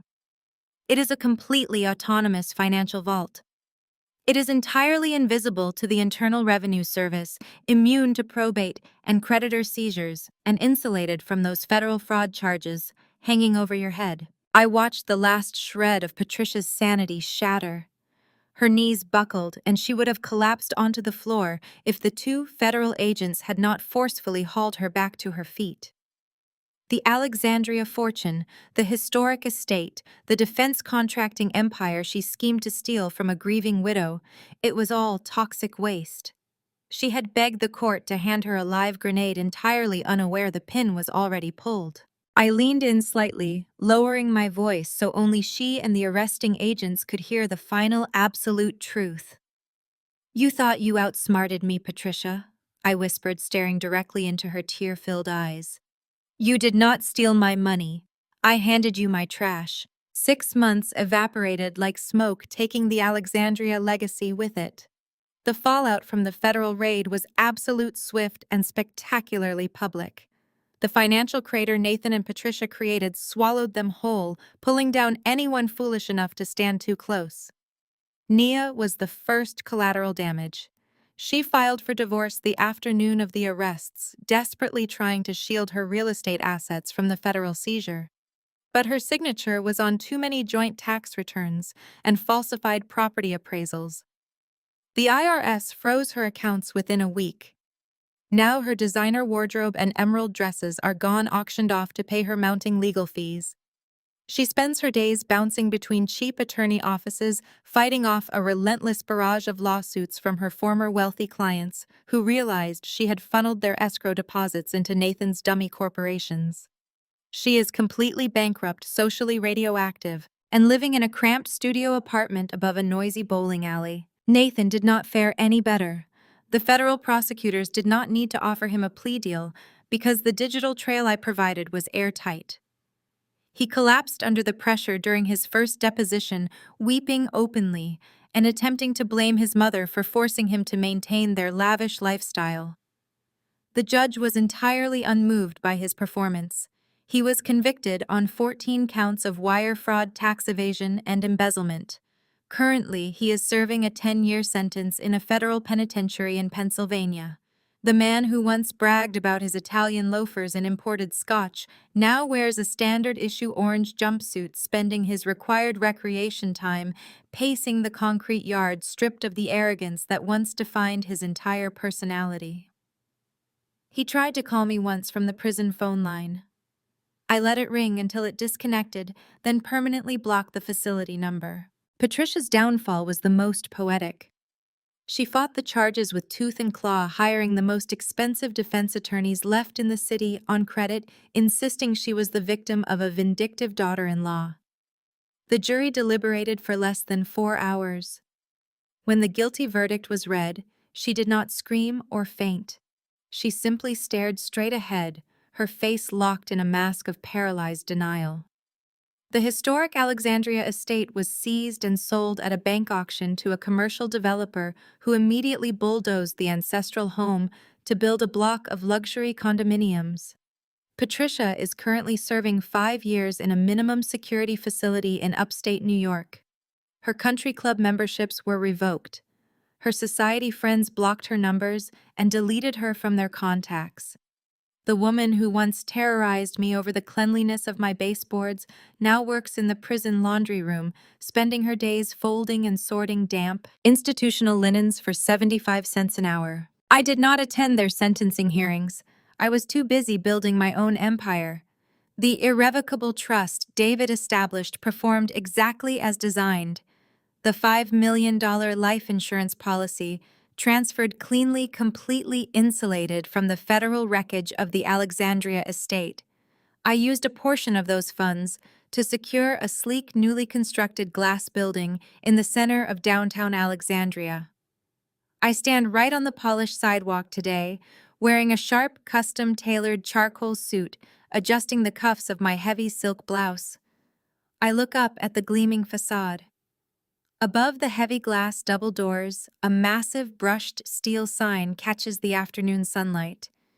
It reads, "David's Shield Forensic Accounting and Fraud Investigation." The firm officially opened last month, and we are already turning away high-profile corporate clients. I hired the best financial analysts, legal experts, and digital investigators in the entire state. Every single employee knows exactly what our mission is. We hunt down corporate parasites and dismantle fraudulent empires piece by piece.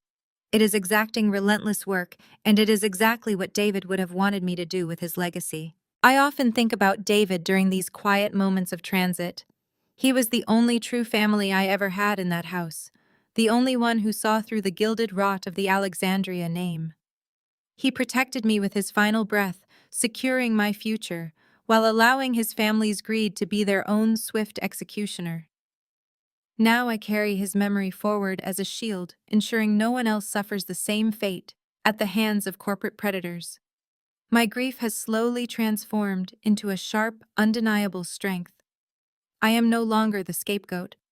I am the architect of my own absolute freedom and undeniable success. My personal cell phone vibrates loudly with a new calendar alert. I have a meeting with a major tech firm seeking to audit their offshore subsidiaries.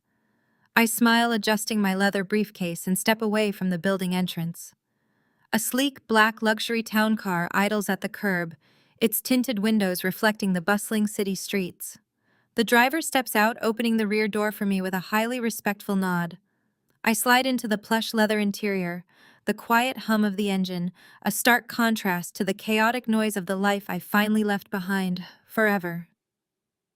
I look out the dark-tinted window as the long car merges smoothly into the heavy downtown traffic.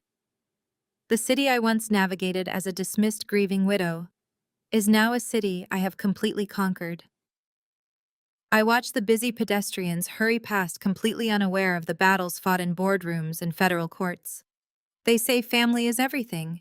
They are right. Family can build you up, or they can try to bury you. But when you are the one who knows how to count every single penny, you are the one who buys the shovel. I lean back against the plush leather headrest, a genuinely warm, beautifully lasting smile spreading across my face as the long town car drives steadily toward the glowing sunset. Fade to black.